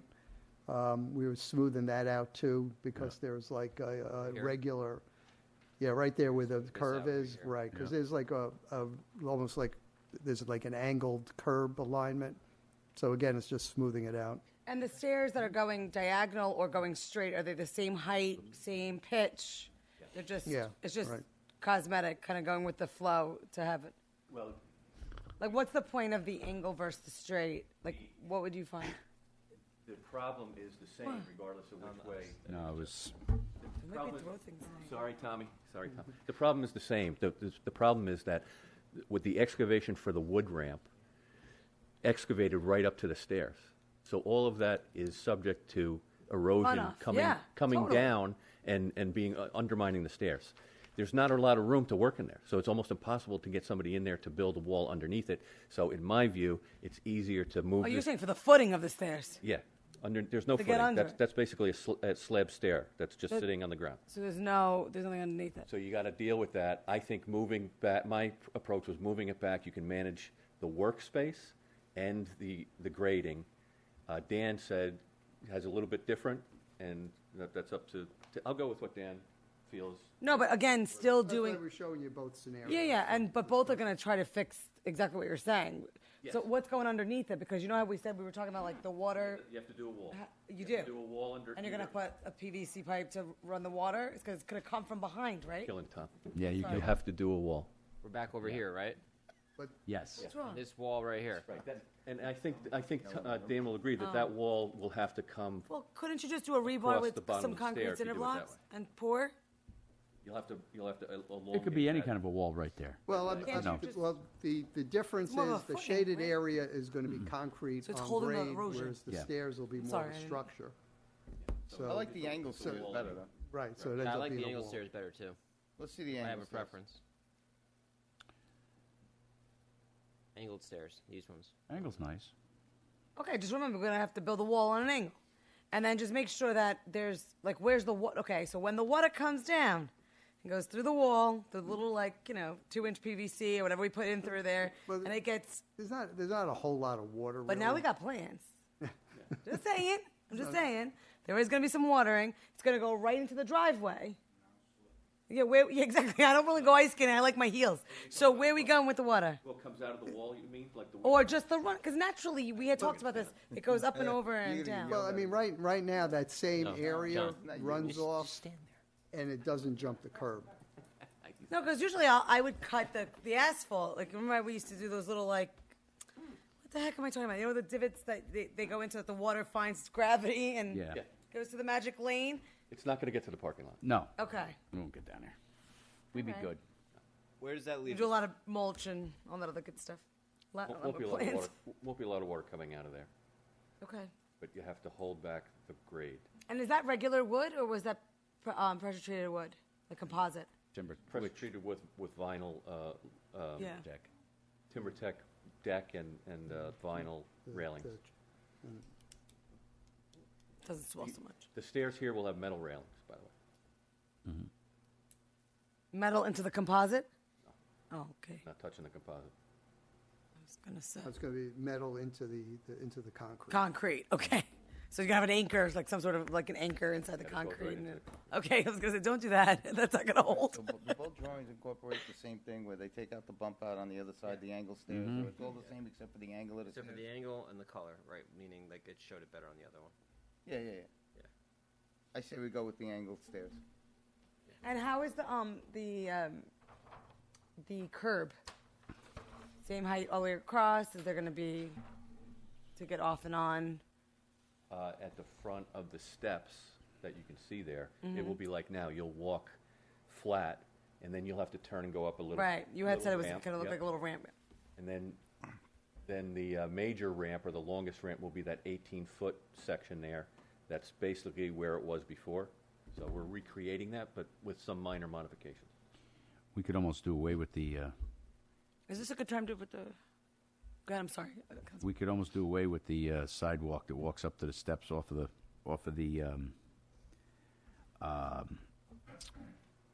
where it goes onto the ramp. We could almost do away with that and just let people walk up the ramp onto the steps. Aesthetically, we'd be taking away from the. Eliminate the steps and make it a ramp. Is that what you're saying? No. In other words, eliminate the where the ramp comes up to the steps. Like that, just take the sidewalk away there, and people that are coming up. Oh no, because we're gonna have parking in the front. Never mind. Never mind. There's a curb there too. Yeah. Never mind. Yeah, the sidewalk we're showing is up against the existing curb. Yeah. And this is a separate project than putting a fence. That's what I was going to ask you. Remember, Councilman Diana, that fence along where the guy he did the car accident and came tumbling into town hall? It's that one over there. Yeah. So when's that? We don't have any extra wood for that? Now we'll hit the ramp. Oh. Yeah. No, that's separate. We got to put that in there. I think DOT's got to do something up Yeah, on no, that. that's up there. That's in DOT. That's not. Oh, so it's a DOT project. That's DOT up there, where they came down It was and dangerous. crossed. Yeah, I mean, It's and you DOT. know what? We may have to do something else too, because what you're talking about, Tom. There's kind of an odd setup we have because we have like a curb drops. There's like a gap of like 6 inches a foot of the curb dropping down to the old asphalt. So I suppose that could be like a trip hazard. So that might be something maybe we got to take that curb out. Kind of flatten it. Or was it when they put the... It just creates a trip hazard. Somebody may not expect. Are you putting electric in the beds for lights in front of town hall? Well, we talked about different. And they could do low solutions. voltage, right? Well, I mean, we don't have to because we're redoing everything. Everything's open, so. Because you could put conduits in there and then eventually snake them if you wanted I mean, to. quite frankly, I'm not a fan of the wall packs we have on the front of the building. Me either. I think we could do some more attractive lighting, whether we do lit bollards along this and perhaps do some uplighting. And if we have native plants or the garden club put in flowers that are, we can actually spotlight them. Yeah, so we're going to have, as part of this, a landscape plan, which I did show a concept sketch. Yeah, of I saw that. Yes, so, and you heard we're going to plant a tree as well. Mm-hmm. But you're right, you could do some landscape lighting, which would also help light your way. The walkway. It might be less injurious or to the eye. Basically. Yeah. Is that having? I don't know. A little more. Yeah, we'd like 'Cause to. you can control that We'd and how like they're to work with the positioned and where they're same sitting. standards that we beat people up when they appear before the planning board on our own house. Yeah, right. That's right. Has to play by the same rules. And truthfully, if you run the pipe now, even if you sneak it later, it gives you at least the ability to get in there. Because once you close the ground or put the Yeah, we could, the fabric cheap to and put the in conduits now, absolutely. I'm just saying. Next steps. Next steps is, we have, some of those details, but we get the specifications together and get this thing ready to bid. I mean, it's going to take a few weeks yet to get a whole, complete bid document together, but I think we're closing in on it. Good. Yep. Okay, can we close in on it? Luigi. Can we not think? Can we close in on it? Well, I mean, I can't wait for spring plans and. So good we're stuff thinking there. what, and sometime next month? You guys got to get on the landscapers. I mean, people are booked now for projects. People you'll are build. going to love this project. Contractors. They're gonna love it. Yeah. You guys keep adding things. I'm sure they're going to. It's town. Then maybe I shouldn't speak because I would be. They wanna I used to park- do this for a living. So. They want to park their trucks outside for a long time while they're working on it to get some free advertising. Mm-hmm. Well, I don't know about that, but I do think that because I do know that anyone who's got that kind of business was booking these jobs in January. So hopefully you guys have a list. All right, so we're going to get the specs by some point next month, and then Yep. we can go out to bid. Yep. All right. Very good. Thank you.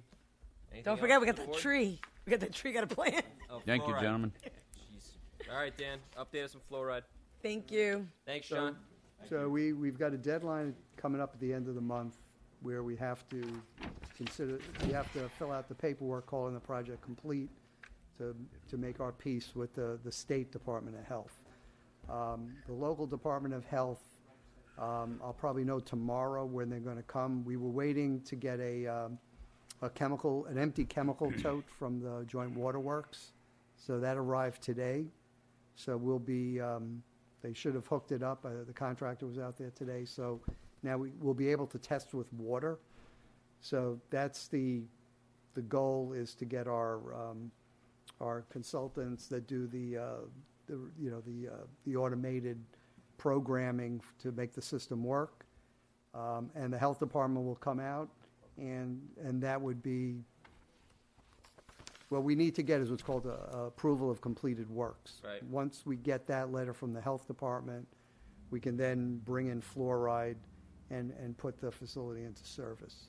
How long do you think that's going to, I'm sorry. Yeah, you took words out of my mouth. Yeah, how long, what's the timeline on that? Well, if the health department comes out next week, which is the plan, it depends how long it takes them to, give us that letter. But separate and apart from that, I met with Councilman Diana actually yesterday. We went through what's outstanding, and one of the things we have to do is to get a piece of equipment.